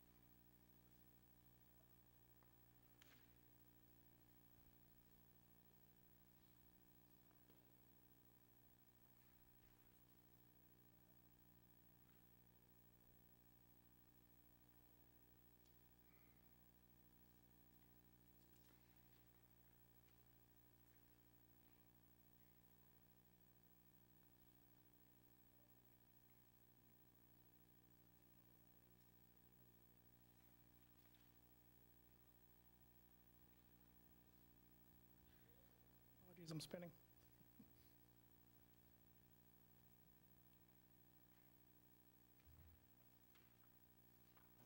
While you're working on that, Brian, can I ask Phil a question? You mentioned earlier about other cities and towns that have been holding back getting into the game now, essentially. They're obviously going to be fairly far behind us, but how does that impact us going to RIDE asking for reimbursement on a project that we go forward with? So this has no impact on your RIDE Stage 2 or your reimbursement. We have already submitted your RIDE Stage 2. They had some comments. They wanted some additional information. They asked us to present it back to them by September 18th, which we are going to do so. But we do not anticipate any issues with the RIDE reimbursement. Is there any competition for the funds among the municipalities? There are going to be other submissions going in September or at the end of next week. But I'm not aware of how any of that impacts the commitment they're about to make with South Kingstown. You will know what that commitment is in December. So Chris, if you I'm going to wanna go back jump to in. Brian. This is an entitlement program. That's at its heart. This is an entitlement program. Entitlement programs do not last forever. And like I said, the bonus points are expiring soon. However, as you were saying, Counselor, that if we were to delay the vote, if we were to take more time to take a look at all of our options and truly work some things, we could still get a project out and underneath and in front of the deadline to make sure that we still claim all of those bonus points. So by taking this extra time to do this due diligence like we've been discussing, you're not at jeopardy of losing your bonus point funding and sacrificing your reimbursement. I guess it goes back to when I said, it sounds, we're talking way up here about 150 million. And if we were homeowners trying to buy a house, we wouldn't advise our children to buy the biggest house that you can afford to max out your credit limit because you can't pay any other bills. So we don't want, that's not how South Kingstown has operated in general. That's not our culture, and it's not how we would want to advise our own students. So maxing out our debt limit as a community doesn't feel right as the right solution to me either, even though we can borrow, whatever you said, 3% of the town's assessed value. That's a lot of money. It's just not how this town's operated, and it's not how I don't think anyone would advise their child to buy the most expensive house just because the bank says you can do it. So I go back to wanting to do some of the hard work and like meeting of the minds of the people that make the decisions. And I feel like we nod and then we agree and then we keep going. So it's 10 after 10, we have more to do. How do you guys want to do the next bits? Next would be to take a vote to remove the 125 referendum from the ballot in November, which is the next item here. 10M. So moved, much as it pains me. Second. All right, we got a motion and a second. Any discussion? I'm happy to vote to postpone any vote, but I would like to have a work session with the school committee as soon as possible. Absolutely. Okay? Like, just as soon as we can pull it together, And the school committee is nodding. right? Yes, thank you for coming. Preferably have your presence. Yep. So we can either come to a school building committee, we can go to a school committee meeting. We have 3 options for nights. We want to make it work ASAP. Okay? Because I feel like the most important thing is we have to move a project forward for this community that works. The building's not getting any younger, Exactly. and it's already past its useful life. So, did we just cut the wind out of your sails? I saved you from talking. I saved you from public speaking one time. Sorry, Brian.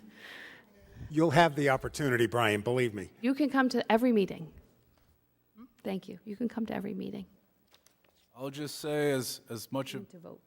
sort of pain that this is to hear that we can't get this done for 125, at least we realize it now and not subsequent to the passage or the hopeful passage of the bond referendum. Mm-hmm. So now we can work through this, get this right. Main goal for this council is get a new high school. So we just got to find a path to get there. Any other discussion? All in favor? Aye. Aye. All right, that passes. Thank you all. Thank you. Thanks. All right, that's going to bring us back to public comment. If you haven't spoken yet, we invite you to come on up, can speak on any topic you wish. We're going to limit you to 3 minutes. We just ask that you introduce yourself and first come, first serve.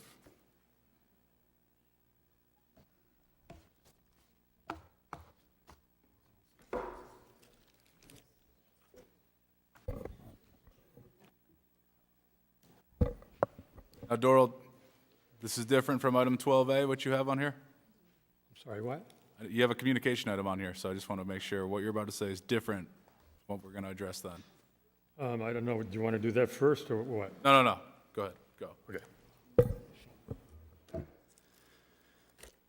Dora Blaisley, how many times in the last 12 months have I come into this chamber and said to you directly that $125 million wasn't going to cut it? I said it needed to be 150. You didn't listen. Studio Jade has done nothing but superb work for us, okay? Mr. Conti, you couldn't have a finer person ahead of this project up to this point. Things that are not in his control, for instance, is the cost per square foot that's currently being charged by construction companies. When they were making their estimates, they were working in the $650 to $700 to maybe $725 a square foot. The cost estimator used $835. That's, if you go onto the Massachusetts school building website, there's a chart that will bring up every project they have, and it shows what's on the boards, what's been being under construction, and how much the square footage costs. There are some projects in Massachusetts that are over $1,000 a square foot.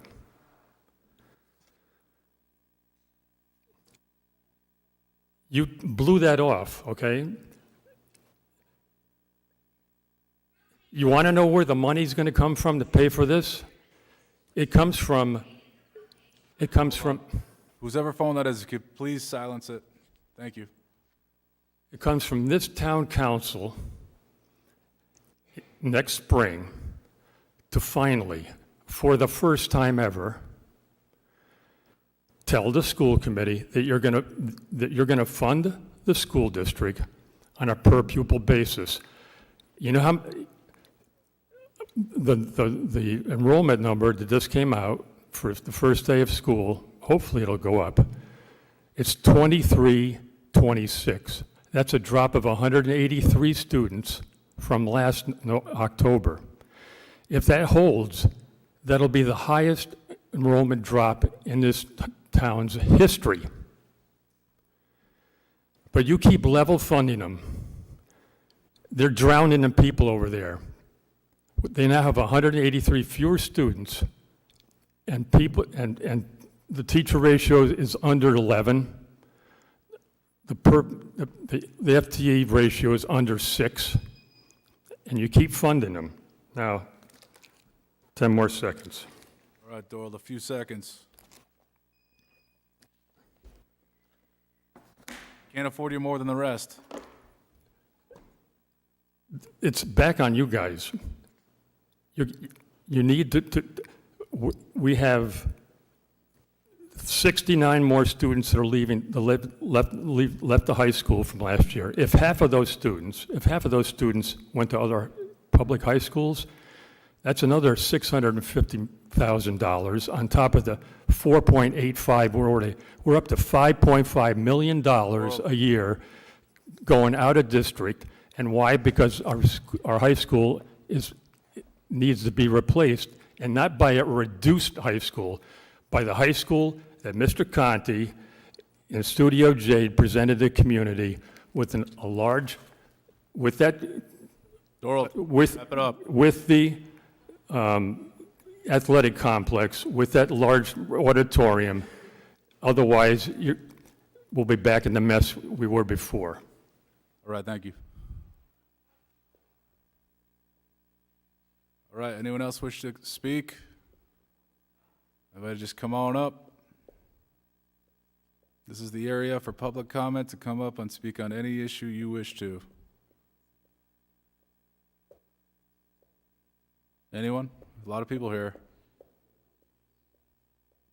No, just limit it to one time tonight. Sorry, Bob. All right, last call. We're gonna move on if we don't, no one comes up. No, Doral. Just one time tonight. All right, we're moving on. All right, it's gonna bring us to communications. Doral, you are the first one, so you can come on back. An email dated August 16, 2023 from Doral Beasley requesting information on the town's tax rate determination. Doral, go ahead. Okay, so I had I questioned the, I got it here.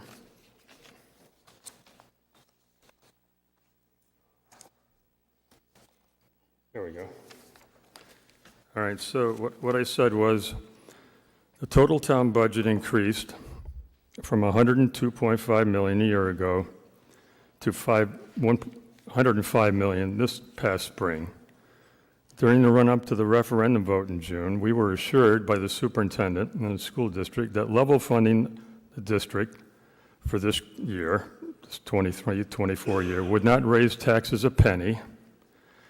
And I wanted someone to explain to me how the municipal portion of the tax rate decreased 13 cents from $2.85 to $2.72 per thousand, and the school portion of the tax rate increased 23 cents from $8.10 to $8.33. So that's what I want to know. If you're level funding the school, how does all that tax increase go on top of the school district portion of the tax rate? So this gets back to, in fiscal year 22-23, the town adopted their tax levy, and then after the fact, the state adopted their budget and exempted all motor vehicles, and effectively, the town's tax levy was adopted based on taxing on the motor vehicles, and we did not need to tax on the motor vehicles. The levy effectively changed. Once you set the levy, there is no changing it. Our levy is our levy, but I provided a few columns. So the first column is based on what is adopted, and you'll see the rate breakdown of town distribution at 285, as you noted, and the school at 810. That is based on the levy that was adopted where the town was collecting motor vehicle taxes and they were not getting the full reimbursement in state aid. How this calculation is done is you back out the amounts to the school, any of the side fund transfers. So the amount going to the schools, the amount going to the senior fund, the amount going to recreation fund, the amount going to debt service, and the amount going to wastewater, and the balance is then left for the general fund. So the percentage when it was adopted was 26.04% for the town and 73.96% for the schools, and that's how you got to the 2.85 rate for the town and 8.10 for the school. If the town had adopted after the state adopted their budget, the actual breakdown would have been a 23.84% for the town and 76.16% for the school, resulting in a rate for the town of 2.61 for the town and 8.34 for the school. And then you'd see an increase from the current year, from the prior year to the current year, a 10% increase in the town and level on the school. So it's been distorted because the motor vehicle phase-out was done after the levy was set in 22-23. Okay, thank you. Yep.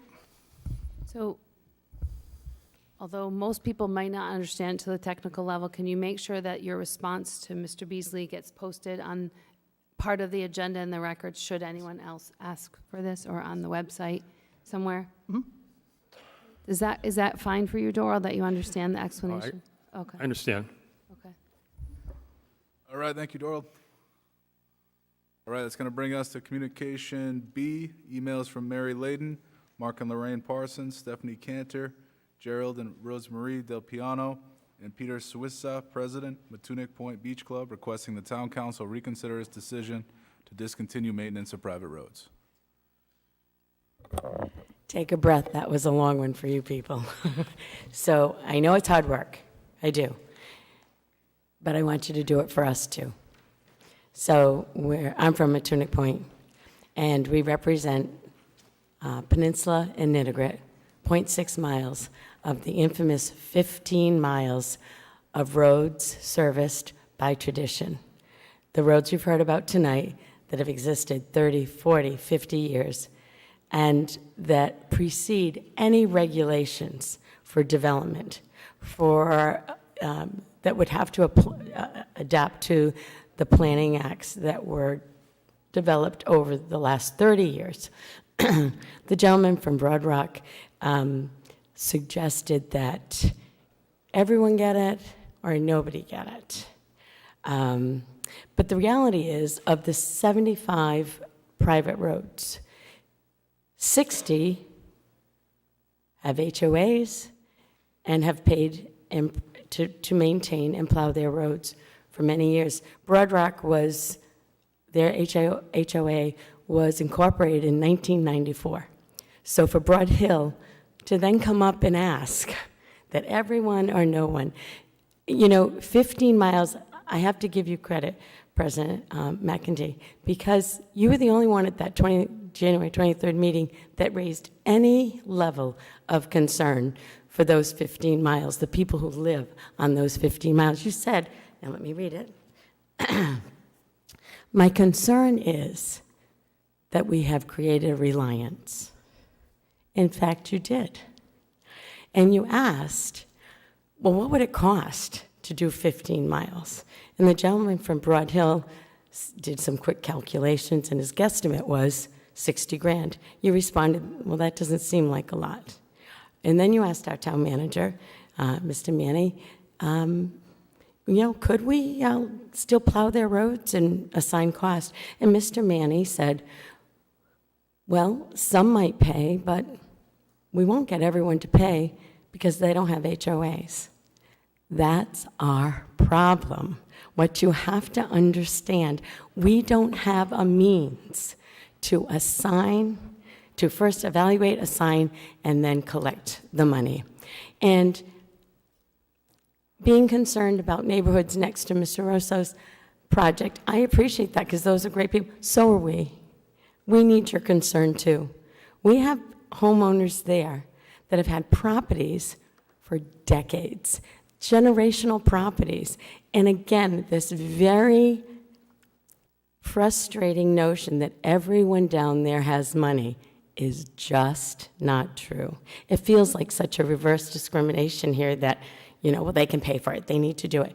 You have put us all in such a bind where we don't see how to get out of it. We have to ask you, in good faith, to keep our residents and our homes safe and to provide the services that we are guaranteed by our tax dollars. Thank you. Thank you.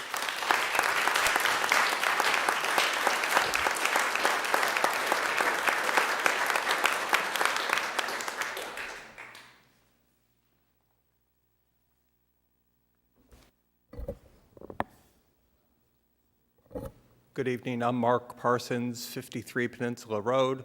My wife Lorraine is there. We are members of Matunuck Point Beach Club. I'm going to address two letters, one that Lorraine and I sent in on August 9th, which was after the deadline for the last meeting, but we did talk about it a little bit, so I will spare you a lot of rehash of that. And then second, on September 5th, the Matunuck Point Beach Club sent another letter in suggesting that the council consider three approaches for a way forward. And so before I dive into those two letters, let's just take a step back and make sure everyone's on the same page on 2 points. One is something that the town solicitor told us, and that was the prior approach, maintaining the 12 miles of private roads, was not unlawful. No legal reason compelling this council to do anything. Okay, so that's one stake in the ground. Second stake in the ground, I understand your first blush reaction to the proposal that you received. Private road, treat them all the same. But what's become abundantly clear is that not all private roads are created equally. And it does get us to this reliance issue that's so critical here. And here, I would really rely on an analogy that Mr. Ursillo brought to us in January, and that was, it's like the zoning change situation. Now, he admitted it's not a perfect analogy, and it's not, but the principle is really the important thing that's the same there and here. You can't pull the rug out from under people who relied in good faith, reasonably, on the town's commitments. And so we've had discussions about how do we know the town committed to maintain these roads? Well, 60 years of history tells us something. But then we saw Mr. Rutledge's PowerPoint. He talked to the town, and the town said, we cannot change. Now, why would the DPW say that? It's because it's their collective understanding that the town made that commitment. Again, Mr. Ursillo in January told us that back then there was either a handshake or a written agreement. Now, he wasn't offering testimony. He wasn't a witness. He's just sort of using common sense. We're not required to check the common sense at the door. We all can sort of infer from where we are. Now, we can't go back and check those emails from 1970, right? There's no indication there that there's a record, but we have to use our heads and say, what do you think happened? The town made this before and after distinction. The town has already done what Mr. Rutledge asked by grandfathering in those roads that you've committed to maintain. No further roads, no further private road maintenance for new developments after a certain point in time. That contained it, that grandfathered it in. It's a limited population, 12 miles of roads for people who don't have any effective way of doing it themselves. And so I'm not here to tell you that it's the town council's job to solve every practical problem, but I do think the town council has some responsibility for practical problems it's created. And you have left us in the lurch, I believe unintentionally. I believe not in bad faith, but just sort of acting on a first reaction to a proposal you received from another resident of the community. Nothing wrong with that, but nothing wrong with changing your mind. There's no legal reason you can't change your mind, and there's so many practical and, yes, equitable considerations that suggest the council should change its mind. Now, the obvious one is to go back where we were before the can of worms got opened. But there are other choices, too. The idea about, well, let's take care of all the roads. To me, that's no different from any other decision you guys face. You're always balancing competing interests. Town has limited resources. I would think the cloud of the prior conversation maybe makes that option of taking care of all the roads even more unlikely, because obviously that's I guess one way to put it is the town has bigger fish to fry, right? Based on what we just heard with the school project. But there are sort of other ways to look at it. You could sort of say, well, listen, we don't like this informality. Let's go through and come up with criteria that will really just establish how we think the town should operate vis-a-vis these private roads. And you could look at things like, well, what is the length of time that they've enjoyed the service from the town? You could look at things like, do they have an HOA? You can look at, are the water mains there? We've been told that the water mains are actually pretty critical in some communities where the homes are served by wells, the otherwise identical roads are not maintained. But in communities where there's a water main, because the town presumably thought we have to have some level of assurance that the roads are going to be serviceable if we've got town water running under there. So I can't prove that to you with a document, but there are all sorts of considerations that you could sort of make a more nuanced claim to this. But again, this issue's been before you for month after month after month. I think it's really like, boy, there's a lot more information now to suggest that the equitable approach was the prior status quo, and this council should just go back to that. The other practical point was one that Mary raised, and it was, boy, Mr. McEntee didn't even use the back of a napkin to do the math when he said, okay, this is $50,000, $60,000. You know, this is $25 million, right? Okay, so let's get some perspective on this issue. All of this reliance, the 5, 6, 7 decades of reliance against a pretty modest cost for the town, and by saving that $60,000, it pulls the rug out and engenders all of these safety issues. And so to me, I think it's just something where there is now a much better record, and the town council can make a new decision based on everything you've heard over the months, and I suggest that you should make the decision to just revert to the prior status quo. Thank you for your time and attention. Thank you.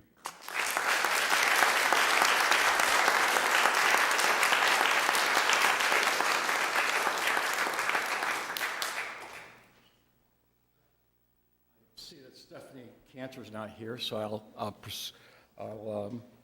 I believe that I'm next. I'm Jerry Del Piano, by the way. I spoke to you last time we met, and I submitted a letter. I'm not going to cover the same points. I think Mark Parsons and the other lady covered a lot of the issues that I was going to cover. I'm going to try to keep it short and sweet. The night's getting late, but I would like to approach the council with some documents, if I could. Thank you.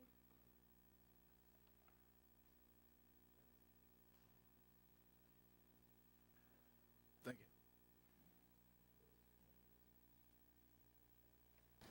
Now, the document that I submitted to the council is the first page is the page right out of the zoning regulations about non-conforming uses, non-conforming lots. If you look at the document, it says basically that the zoning regulations came in 1951, January 1951.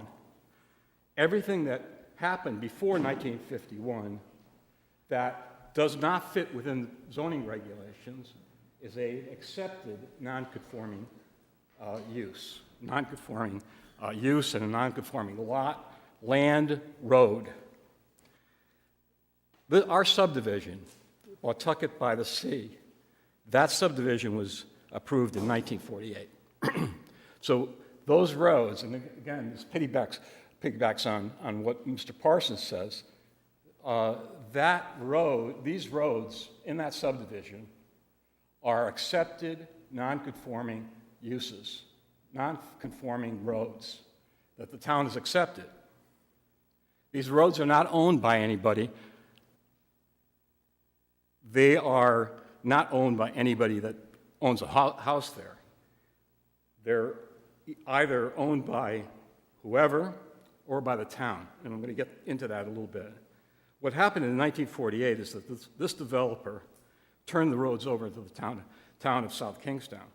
And this explains why the town has maintained these roads for years and years and years.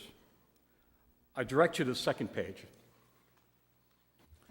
And on that second page is the assessor's card for Teal Drive. I want you to note who the owner of Teal Drive is. And it's the town of South Kingstown. And there's a volume page number that indicates The town of South Kingstown has owned this property since, I think the initial one was June of 1965. I went back myself to look at that deed. It's a tax deed. So what happened was, since this is a private property, the town stepped in and said, you're not paying the taxes, we're taking the property.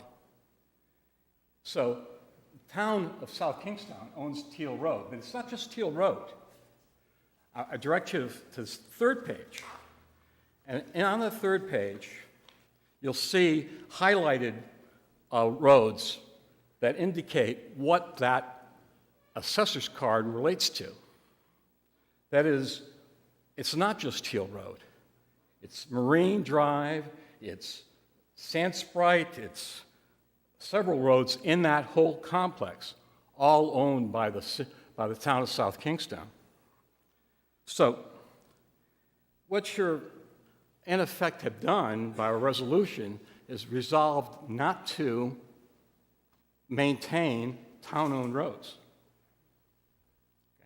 Okay. Not just roads the other roads that Sandpiper, the road I live on, which has no owner, but actually town-owned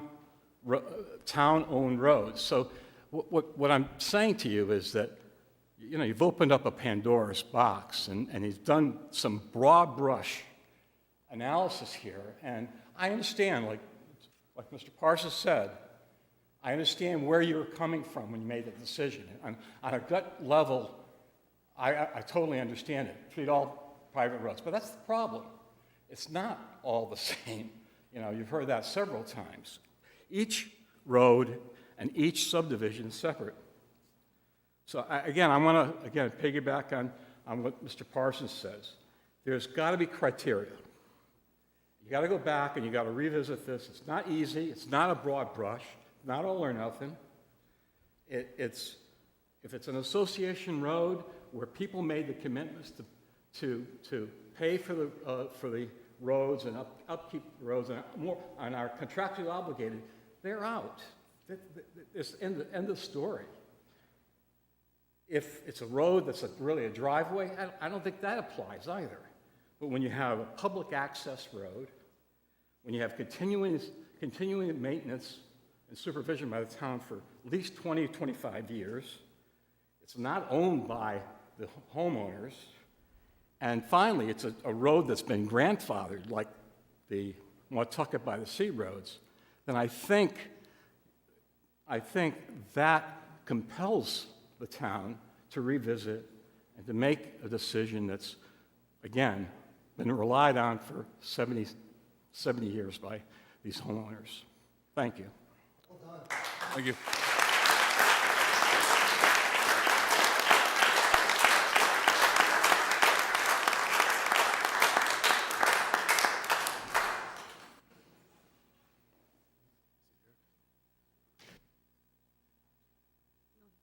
Oh, Bob, this is limited to those who sent communications on the item. We're no longer in public comment. What is it? This is limited to those who sent in emails on this subject matter. This is not public comment. Oh, I was going to address the subject matter. I'm glad I live on a state road. This is limited to those who sent in Glad I live on a emails. state road. There's a lot of brain power in this room, and I stayed here too long, but I'm glad I did it away, because it is a public problem. All right. Is Peter Zawizza in the audience? The Tunic Point Beach Club? Okay. All right. So we've got these communications provided. I think we should maybe refer to our legal counsel, have them take it under consideration. Is there any information you want to share with the community tonight that came out and hung in for 3 hours? Sure. A couple of things. I know the last gentleman referenced the fact that because the town has tax title to certain roads, that doesn't mean ownership. I could bore you to death by explaining the difference between tax title and fee title, but I won't. But just because a road went to tax title does not mean that that the town owns it. So just put that aside. There are, and I think one of the speakers mentioned, there are private roads that exist. I'm very aware of them, even personally, that do not have homeowners associations, but the abutters to that road still need to divide the cost of maintaining and plowing them, et cetera. There are a couple of ways that individuals who are sitting here can have their roads, which are non-public roads, become public. And one of the ways is that the town has a list of criteria that consists of 5 items. They can apply through the Department of Public Services. They can ask the town to accept the road. If it's brought to certain standards, each of the individuals has to agree to a drainage easement. They have to bring the road up to standards acceptable to the town, et cetera. So that's one process. They come to you with the information based on your criteria, and you as the town council would then have the right to declare it a public road. And again, that's through the Department of Public Services. The other way a non-public road becomes public is through what's called dedication to the public use. Well, what does that mean? That basically means that the road is being used by the general public over a period of time. That doesn't mean just the people who live on the road use the road. It doesn't mean their invited guests use the road. It doesn't mean that delivery trucks just use the road. It means the general public, anyone, has the ability to use the road. But you as a council do not have the ability to make that determination. Only a court can make that determination.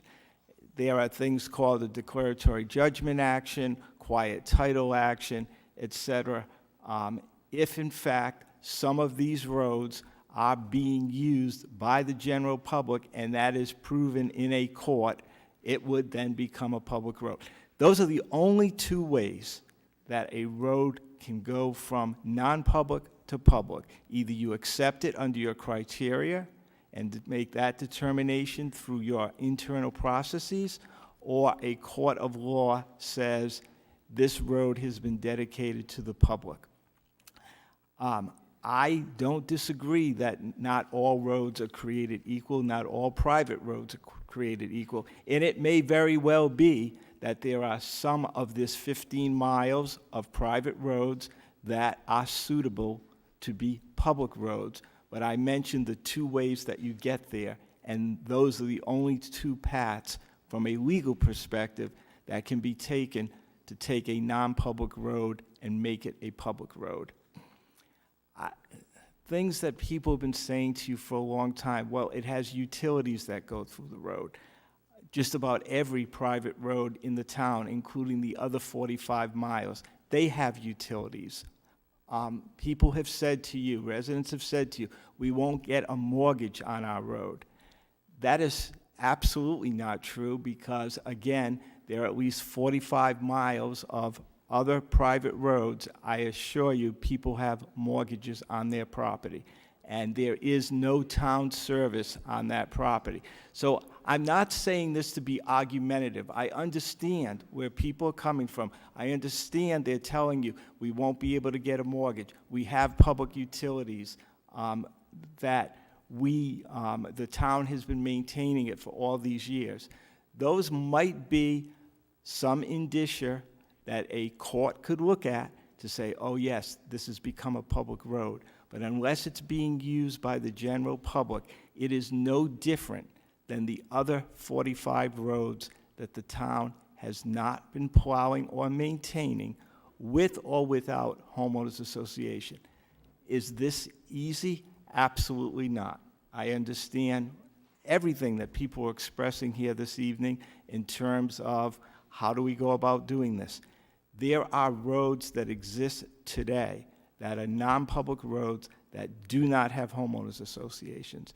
People who live on these roads, who have received notice and who are sitting here tonight, they could form homeowners associations, and they could then begin collecting money to pay for maintenance. And individuals on their road who refuse to pay, they could place liens on their property. So there are ways to do this.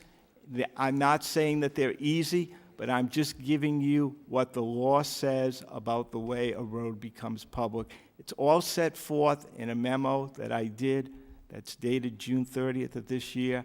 It's several pages. It describes in detail what the options are, how you can get there. Other than reissuing my June 30th memo, I'm not sure there's much more I can help you with from a legal perspective. All right, you sent in one of the, whoa. This is not how we operate. Please respect how we go about our meetings. You already spoke. This is not how we operate.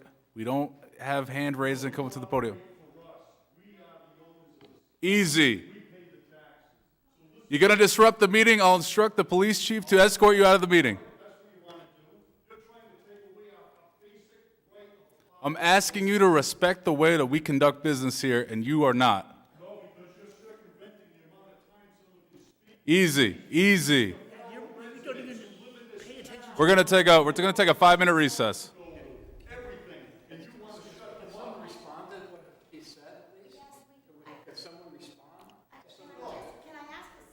Okay, everybody, sit down, please sit down. We're taking a few-minute recess. We're We're gonna reevaluate. Yeah. Just sit tight for a few minutes. So if you could,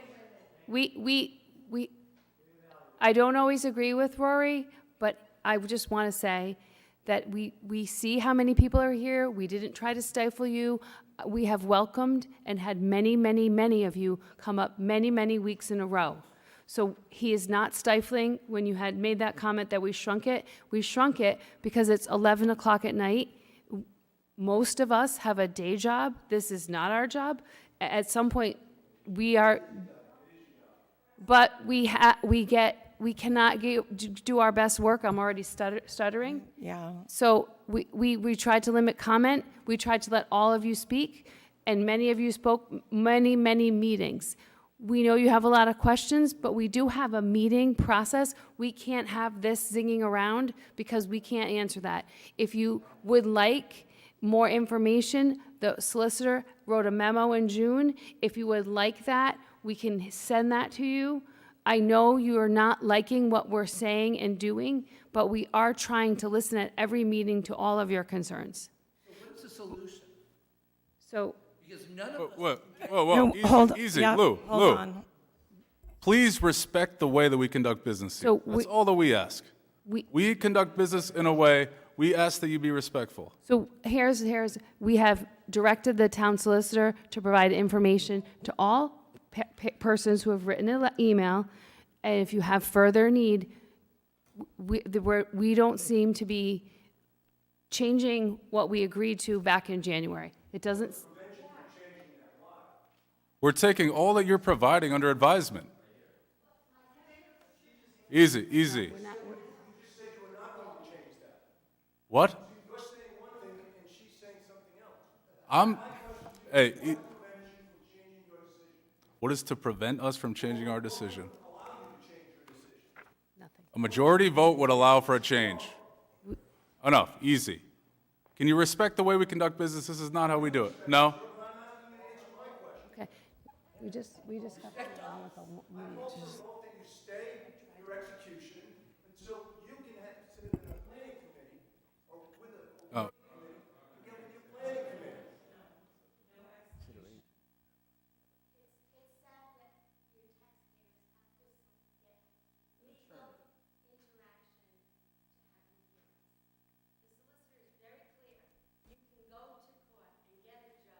appeal to you as taxpayers who are in good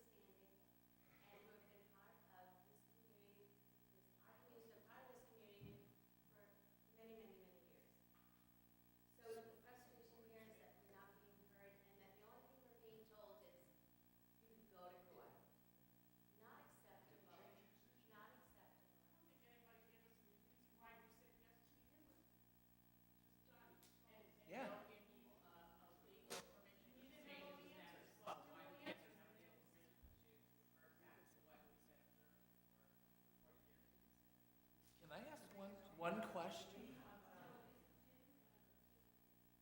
We have the town manager here, and we have the chief of police here. Is there any intervention that we need to direct you to, or can we go on with the meeting?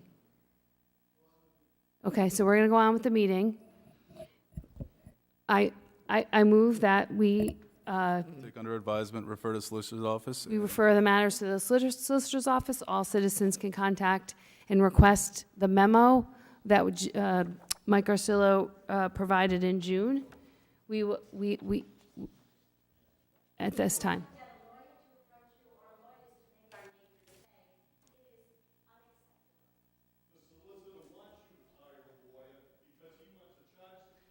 There's been a motion. Do I hear a second? I just need to we just need to clarify, that the taxpayers deserve to know that the solicitor's office, I've been here since 1995, humbled to say that, works on a retainer basis. I do not get paid by you by the hour, so I don't get paid extra to go to court, to write memos, to be here, to go to zoning board meetings. Our relationship is one of a monthly retainer, so it doesn't cost the town more if I get involved with this project or the school bond project or any other. I just want to make that clear. We know. We appreciate that. We're not running up time to make the taxpayers pay for legal bills. It's the same retainer every month. Thank you, Mike. All in favor? Aye. All right, that passes. We're going to move on. Next item is Communication C. An email dated August 28, 2023, from James Norman tendering his resignation for the Sustainability Committee as of September 1, 2023. I move that we accept James Norman resignation and direct the town clerk to send a letter thanking him for his service. Second. We got a motion and a second. Any discussion? No. All in favor? Aye. All right, that passes. It's going to move us to item D. Information on this. Is Jack Cadman in the room? Jack? Okay, awesome, Jack. Thank you for hanging in there. Who's he? Item D. All right, Can item I D. talk about this? Wait, let me just read the item Okay. first. An email dated September 5, 2023, from William Murray Gates, the 4th Historic District Commission Chairperson, proposing that the town take possession of the historic Rodman Family Cemetery and associated right-of-way. Murray, come on up.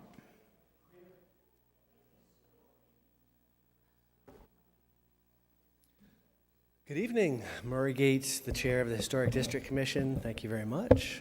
Thanks for your patience. I feel like every time you have something, you wait through a big ball of something, and you're at Yeah, very well could be. We've got so many things to bring in front of you, and once this quiets down, we'll start into the topic at hand.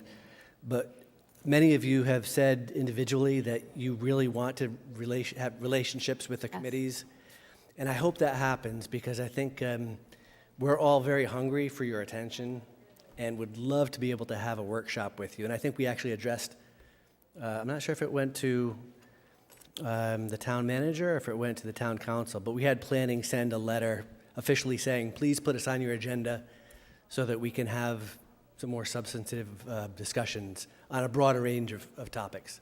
But that having been said, I'll go ahead and address the topic at hand, which is the cemetery for the General Isaac Peace Rodman Cemetery. He was a really important guy. It's a failure of our education system if we all don't know who this guy was, but he was important locally, in our state, and nationally. And I won't go into all of his bio, but he was the highest ranked soldier to pass in all of Rhode Island on the battlefield. He was the first person to be laid to rest at the Capitol building. Thousands of people showed up for his internment.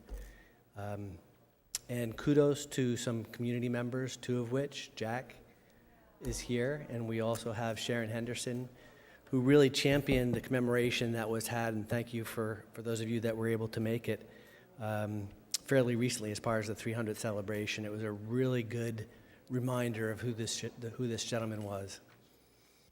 All of that said, we in town have failed over the last century to really respect the place where he's buried and the Rodman Family Cemetery. It's in a really poor condition. The destruction of the surroundings of the cemetery was what instigated the Leona Kelly Act. If those of you who know Leona Kelly, she was a beautiful woman and very well-respected educator in the town of South Kingstown, also sat here where you are, also sat in the state legislature. And she, seeing what happened to some of the graves that were around the family cemetery, slave graves, they were essentially destroyed through excavating on both sides of the cemetery. And that's no comment on previous or existing owners of the property. What's important to take away from that is that this very important cemetery has been under threat for a long time. So it's an opportunity for us today to step up and do what we can to preserve his memory and to take precedent, because the town does take care of cemeteries in the town of South Kingstown, for them to, and this is where the solicitor is going to help me. Andy Tights did say that there's some legislation, I called it out in my communication to you, that would allow for the town to take some level of ownership to take care of perpetual maintenance. And that's what the request is from the HDC. All right, thank you, Maury. Sure. Any questions for Maury? I did actually go tour the cemetery this weekend with Roland Fiore, and he indicated that he annually cuts the property, and he offered to actually cut the property at the end of the fall, to go in there and write some stones, and then to have a big meeting. He reports that over the years, different scouting groups and people have wanted to do things but have lost interest. And so that's where awesome Jack Cadman comes in, because he sent, I met him at the Isaac Peace Rodman event, and he indicated to me that he was interested in doing an unpaid internship at the town. Now, this project will allow him to sort of take a dive into, we got to figure out where the easement is in the back, and it seems like it would be a good combination of mental work and physical work. I'm hoping that, he could interface with other young people and get volunteers. So, but, Roland said that he would also pay for masonry work to write the stones. Does Roland own the actual property? He says so, but that's one thing that I think I would recommend first, is to not necessarily take it upon Roland telling us he owns it. And Andy Tights had actually recommended that we do a title search. I did my best to go through the land evidence records, but they're a little bit more intricate than I can handle. So I think we do need to do a title search, find out who owns it. And with all due respect to Mr. Fiore, he said that in the past. He's on record for saying that in the past, and it really hasn't been maintained. It takes more than somebody going out once a year to, you saw it.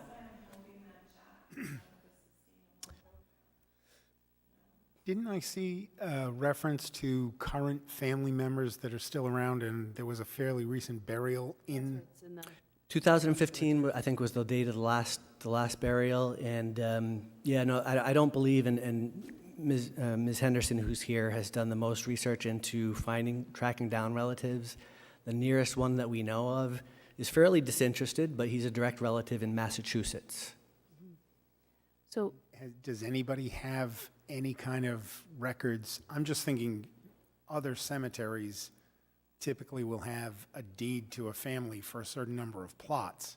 If there are plots that are still open and available there, right, then you've got probate history issues as to who it actually belongs to, or parts of it belong to now. And that's why I was concerned with the communication that we received, where you're recommending that the town take possession. Yeah, and it's really following legislation that's on the books. And when something is neglected, and if you looked at the legislation, it's a couple of paragraphs, when there is something that's neglected, and it might not be, help me out here, it may not be the type of ownership that we're thinking of, what do you call it, fee simple or something, but some other level of ownership that allows the town to do what it wants to do, which is provide perpetual maintenance. All right, so next steps, what should we do? So I think we should do a title search. I think we should figure out who truly owns it. Is that an exorbitant expense? I just want to add one thing. This is admirable, but it's a slippery slope. There's a lot of cemeteries in this town, and we only maintain 5 of them because we maintain the fund that was funding them. Yep. There was money left in there. But So this is, oh, sorry, I thought you were finished. I understand, the general was a very important person, and is important, but sort of a lot of people think there's a lot of Revolutionary War soldiers, Civil War soldiers, there's a lot of veterans in these old cemeteries. For us to adopt these cemeteries and maintain them, we'd have to hire a large crew. And because it's a lot of work. A lot of the stones are falling, there's trees, there's all kind of stuff. They're all over town, they're everywhere. In the middle of the woods, they're on the roads. So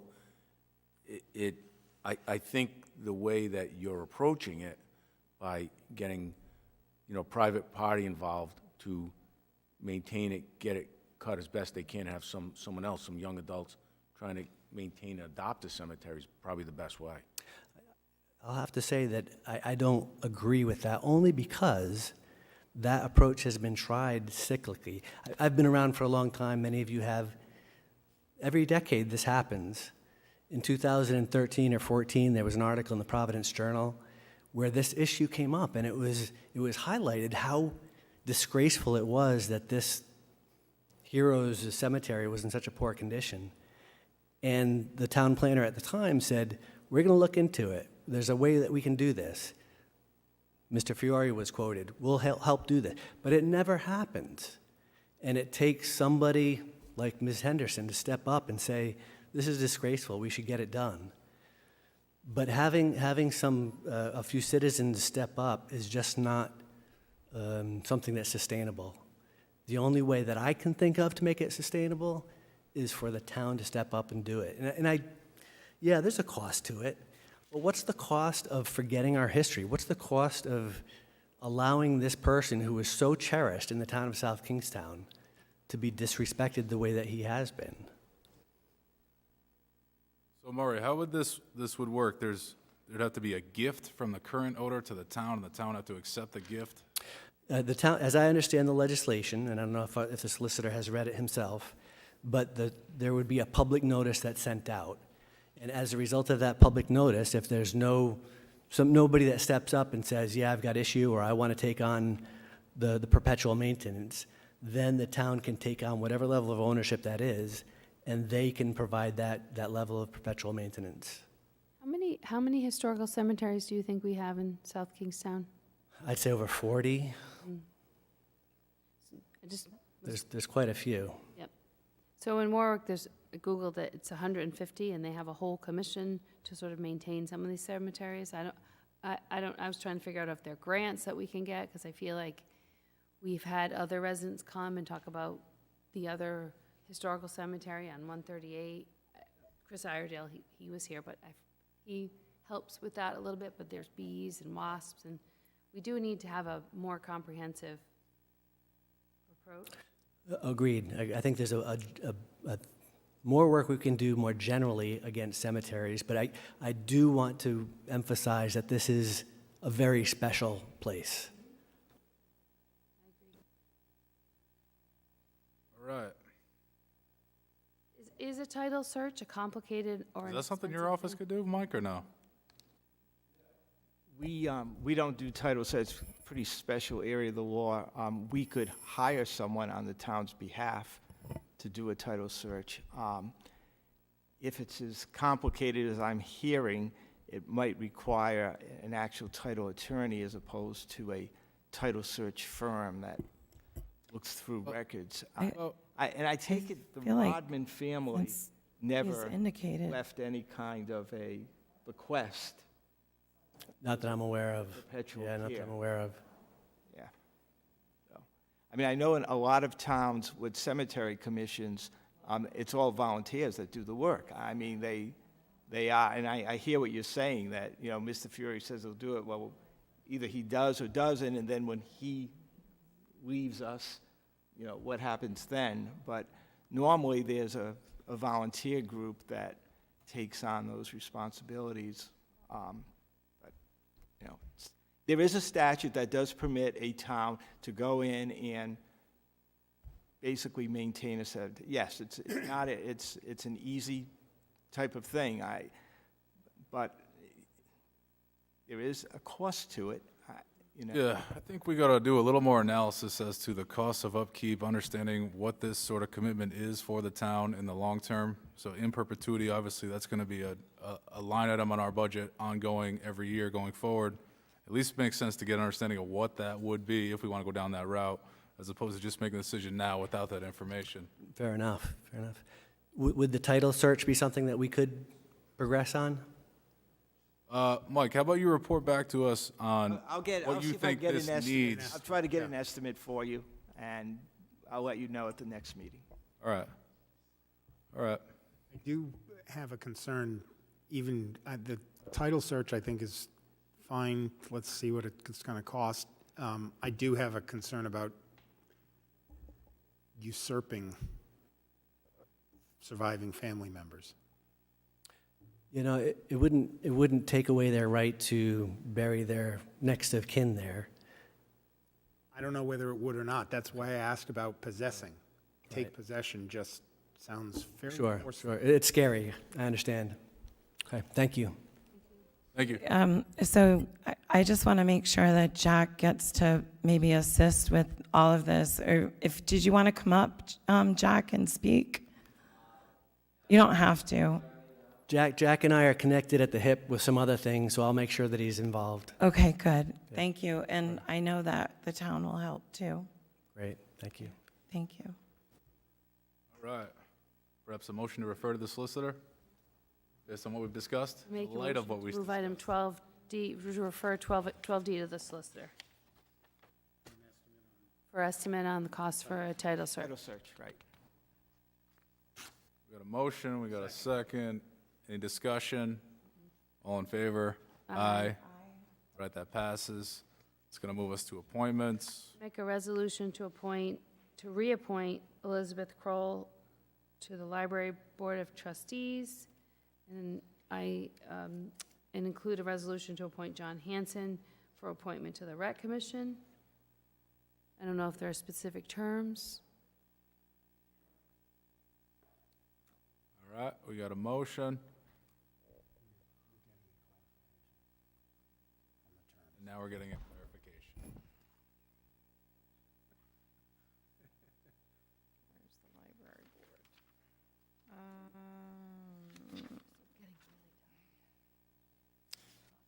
The Rec Commission term would expire June 2026.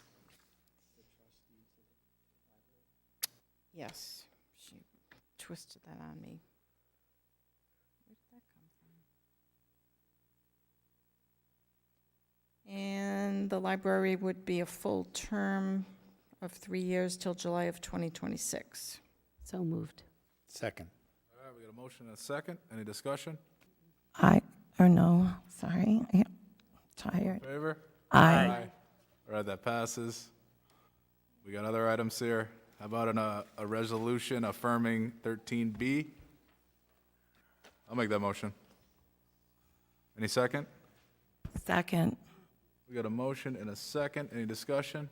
Nope. Not a thing. All in favor? Aye. Aye. All right, that passes. Before we go on, is there another zoning board of review alternate available for a person so we can recruit for that now? Like, ask people who might be interested that there's a position?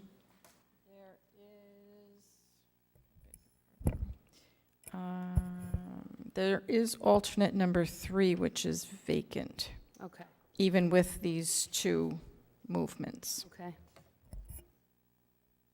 I'll let them know. All right, it's going to move us to item C. Make a resolution to appoint Adam Scholes as the municipal court and housing judge for the town of South Kingstown. Second. Motion and a second. Any discussion? All right, Jim, you can bring him out. Now we can swear him in. All in favor? Aye. Aye. All right, that passes. I was confused, but it's the other Jamie that we never hear from. Hi, Jamie Gorman. Motion to adjourn. Second. All right, we got a motion and a second. Any discussion? All in favor? Aye. All right, this meeting is over.